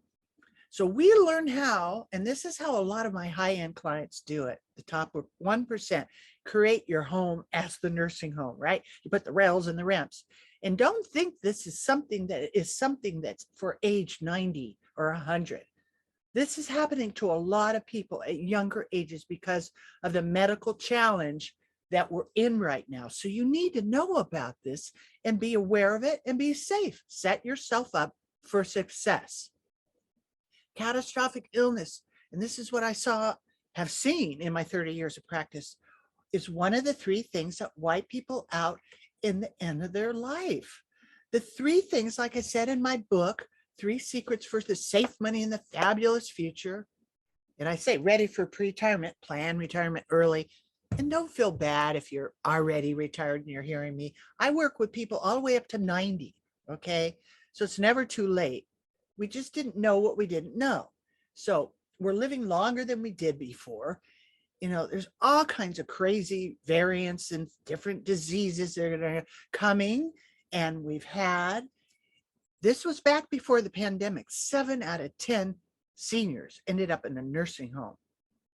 I think it's 9 out of 10 people will end up there with these catastrophic challenges that we have. That's why it's so important that you have this in your estate plan, because the 3 things that people lose their money in the end of their life is catastrophic illness, nursing homes, probate, and the stock market. Those are the 3 things that are variable, which wipe people out. 2/3 of people will become penniless within 1 year staying in a nursing home. Medicare doesn't cover it. They only cover basically people that are comatose or have a stroke. And 1 in 5, get this, under 50 is at risk of needing long-term care, catastrophic illness. So we were blessed. But the problem was, during my mom's chemo, we had to get care. Guess how much 11 years ago care cost? $15,000 a month. Do the math. A lot of people think, well, I have $1 million. I can just pay for it. $1 million is not a lot. If you figure you're paying $90,000 for 5 days of chemo a year, $1 million is not a lot. Do the math, right? That's just that one drug. Doesn't include therapies, care, etc. So don't self-insure with your money. Be smart. Learn what I'm talking about. Make sure that you have a program that's going to cover everything. And I'm a big fan of the tax-free way to do it. Expect the unexpected, right? I write music too. And that's one of the songs that I have about, 3 out of 100 will have a fire in your home, right? I live in California, right? Lots of fires going on. Everybody here has fire insurance. 18 out of 100 are going to have auto. Now it's a law. You got to have auto insurance, at least in California, right?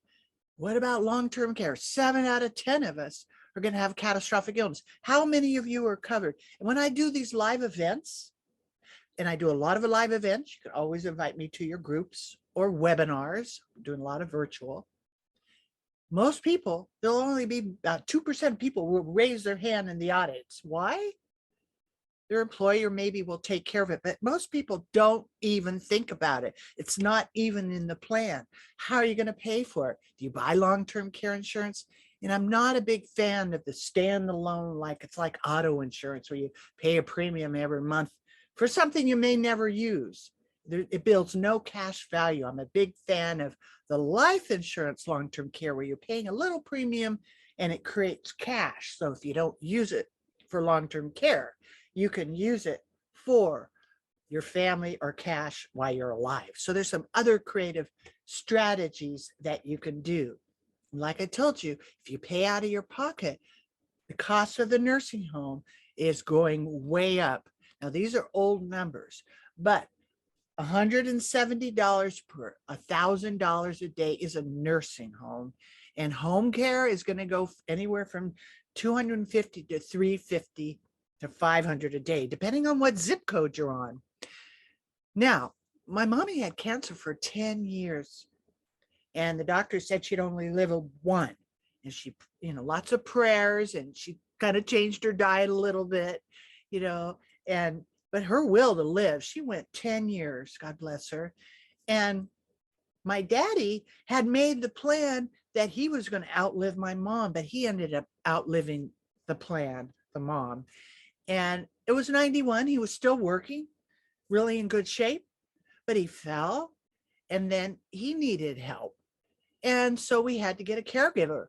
And it's not a very fun thing when you have to deal with your parents and you don't really want to invade their privacy and find out that maybe they don't have enough money to take care of. So it's a challenge. I found care for my dad, but check this out. I did a Craigslist for FBI, fingerprint, CNA, help. And I found beautiful ladies from Tonga, great big ladies that could lift my dad up.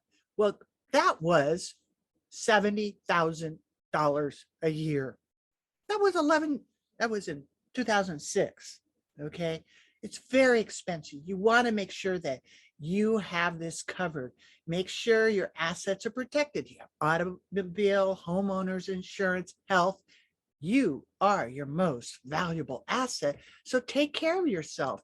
It's really a gift, not only for you to be comfortable at whatever age you might need it, but it's also release the stress from your family. And you want to make sure that it's comprehensive. It covers everything. So I'm telling you, there's some ideal ways that you can cover all these things. And I know I'm downloading a lot to you. Make sure that you set an appointment and you check in that comment section. There'll be a little link. You could go in my Calendly, set up an appointment, or just call the office, set up an appointment. And I do virtual with people all over the country. So if you want to learn about making sure your investments are safe, you never lose a dime in any market risk, all of those things, no sales charges. And guess what? I am not a fee-based broker, so you don't pay to talk to me. That's right.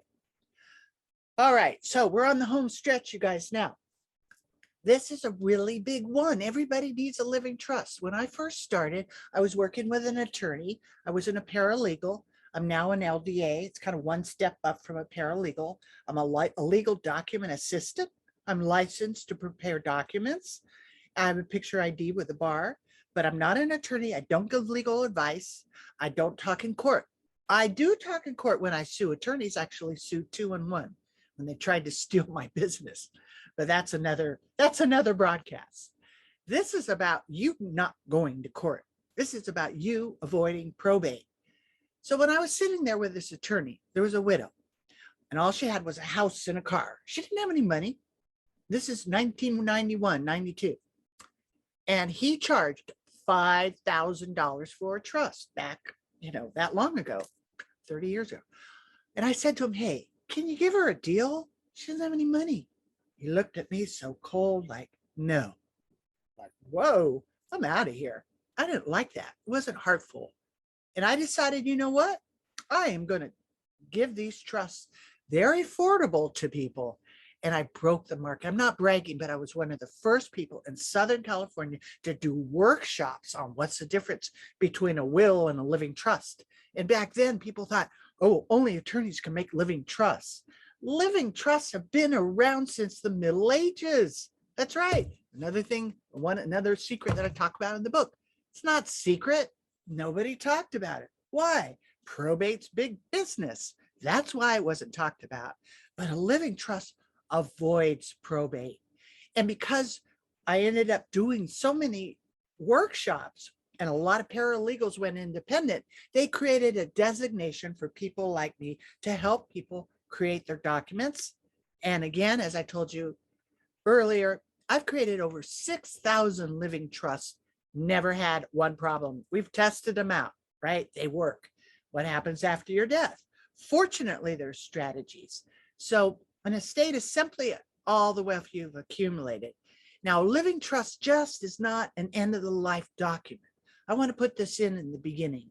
Those of you that have minor children, mom and dad go out to dinner and don't come back. Who's going to take care of the kids? You're 20, 30, 40. You don't think about that. You kind of think you have all this longevity. You need to have a guardianship. You need to think like that, especially in this 911 world we're in, okay? be aware of that. So your living trust is going to create all your estate. So the Andersons, they ended up not being smart. And they ended up in probate. They had a will. And so that had to go to probate, which is courts would take attorneys, which take, I can hear you now, money, 5 to 25% of the estate. If it's contested, you may end up with a third of the estate. And I have living proof of that. It's a living nightmare. You don't want to go there. The time, the cost, it's public record. Now, these estate tax laws are going to change. So I think they'll probably change the laws in the next couple of years on it, back to $1 million. So you want to be aware, if you have over $1 million, you want to do these other plans that avoid the estate tax. Now, 3 basic distribution techniques. 1, do nothing. That's the Dell way. That's called in dying intestate. You die intestate and you end up in probate, and you'll be a victim of what the court's going to tell you what to do in your estate.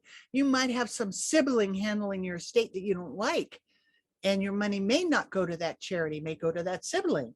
So you want to make sure you stay out of probate and pay all those fees. Then I have married couples that think, oh, we have joint tenancy. Something happens to, my wife or my husband or whatever, it'll go to me. Well, sorry, it will go to you, but you lose your stepped up tax basis. What's that? My husband and I, we're smart. We have a living trust. He goes to heaven before I do. Guess what? I want to sell the house a year later. I get a stepped up tax basis. That's right. They're going to figure out my capital gains on 1 year, not 40 years since I've had the house.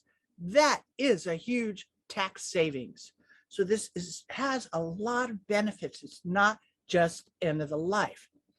And it avoids all kinds of joint tenancy issues, creditor claims. A lot of people go to the bank and the bank says, oh, put your kids on your bank account. That's called giving legal advice. Wrong. Don't do that. If your son or daughter gets sued, get in an automobile accident, gets divorced, they can attack your money. Makes you vulnerable to creditors. Not a good way. Now, the will, that's what most people think of. And a will is simply a list of instructions that tell the judge, right, goes to probate, what you want. And then they have to verify it's you. And you're paying all this, $15,000 retainer for an attorney just to start.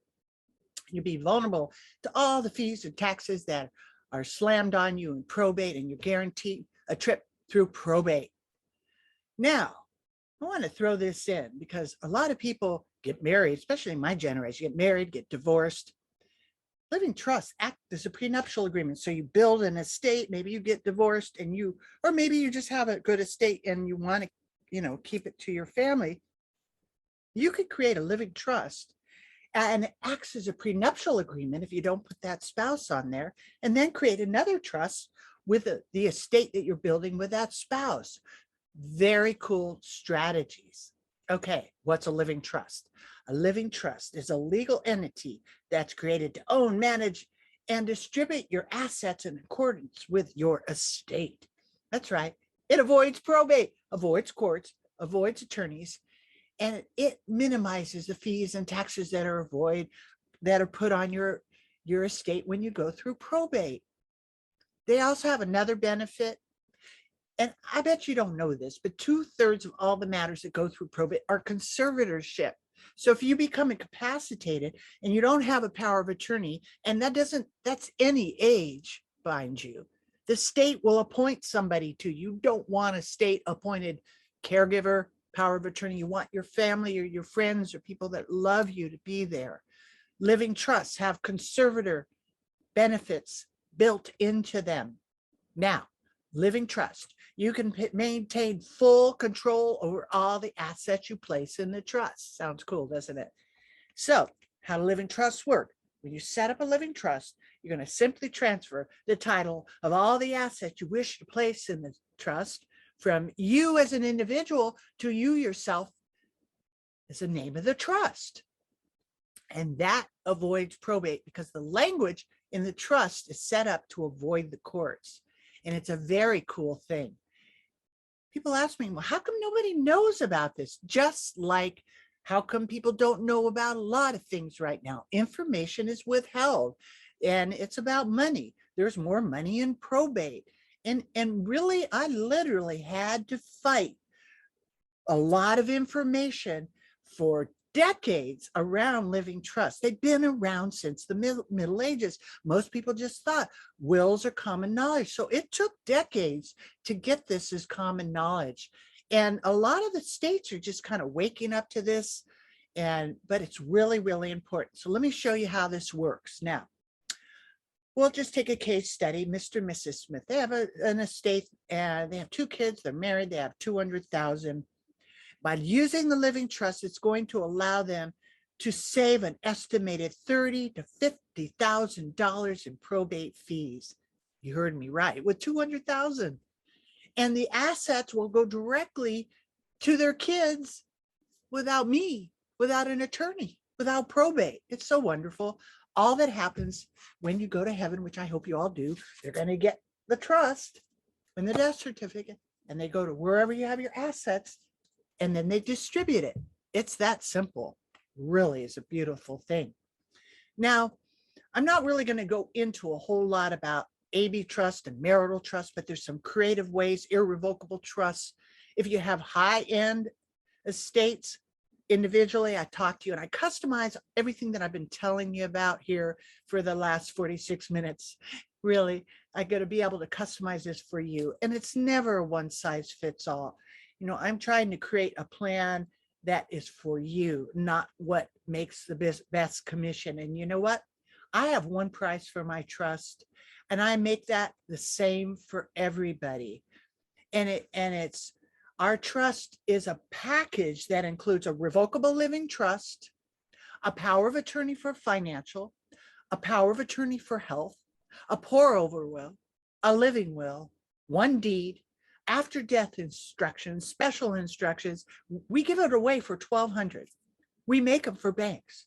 We make them for attorneys, and we make them for businesses and a whole lot of families.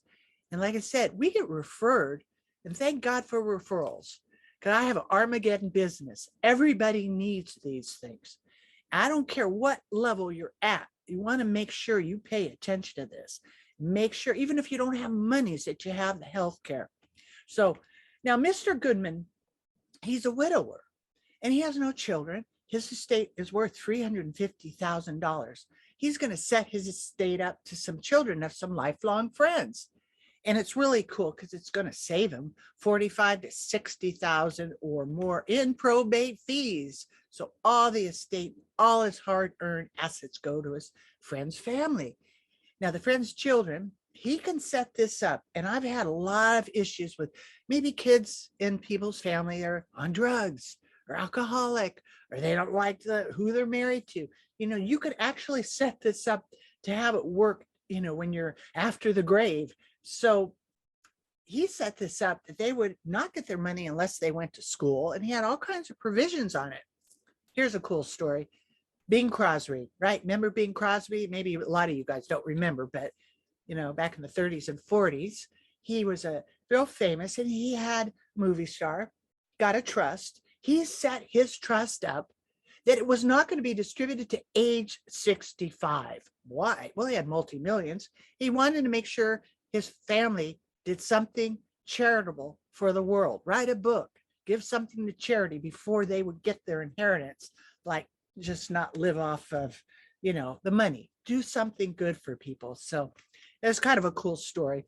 But Mr. Goodman's kind of doing the same thing. He controls all of his assets before and after the grave, avoids conservatorship, guardianship, probate, and he can control the distribution of his estate.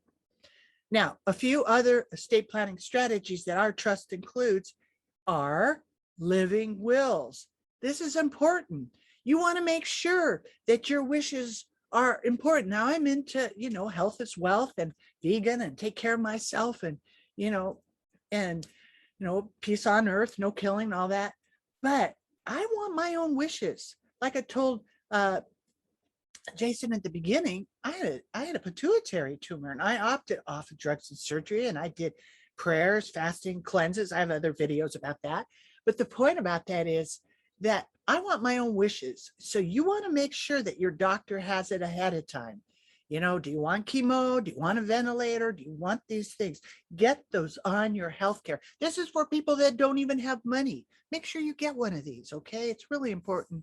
It'll make your life better. Living wills, or when they say you're terminal, I probably say 4 doctors. Then they don't put you on a machine. Power of attorney for financial, very important. Hey, I go skiing, I break my leg, I'm going to have someone take care of my finances if I'm not able to.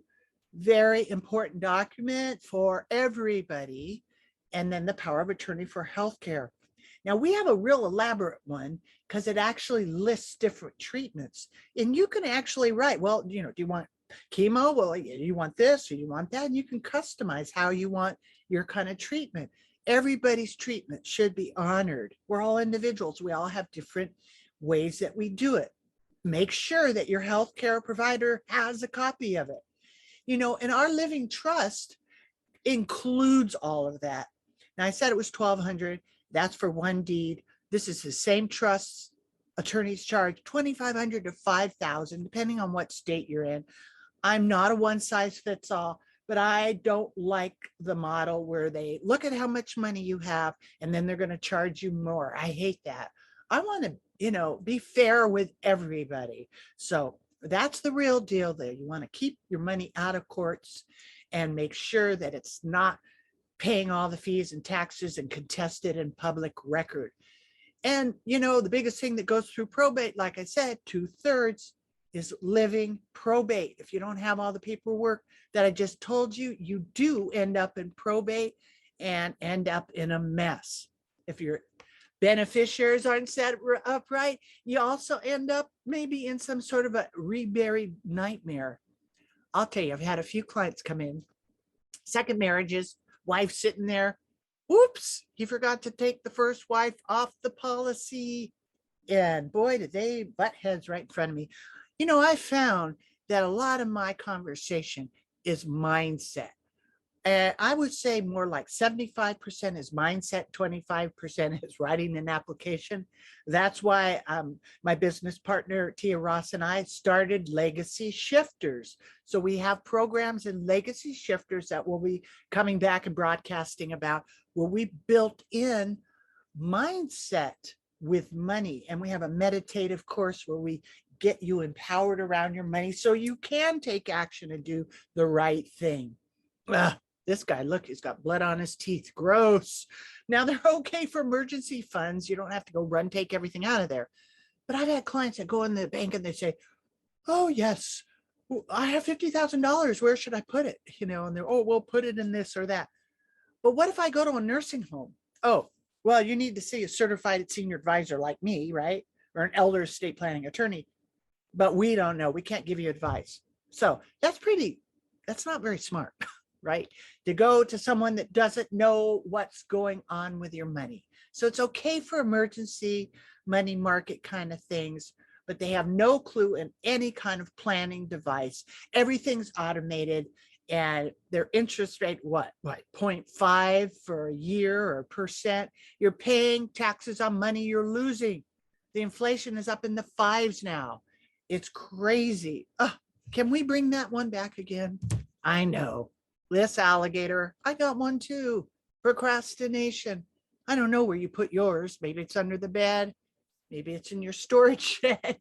Maybe it's in the refrigerator. I don't know, but everybody wants to procrastinate. How about we retire rich, retire stress-free? That's the goal. Financial peace of mind. So you want to make sure that you're going to be able to do that and get out of the uncomfortable zone of procrastinating. Now, where are we going to go from here?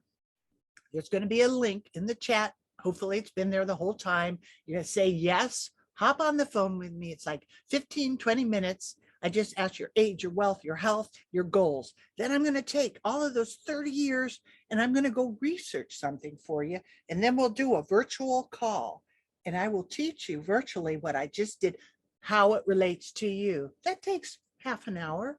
Then I'm going to give it all to you. I'm going to email it to you. Then you can look at, I'll also send you a few things that I teach in a college class that will empower you. So you learn about your own money and ask me questions. And then we go from there. Guess what?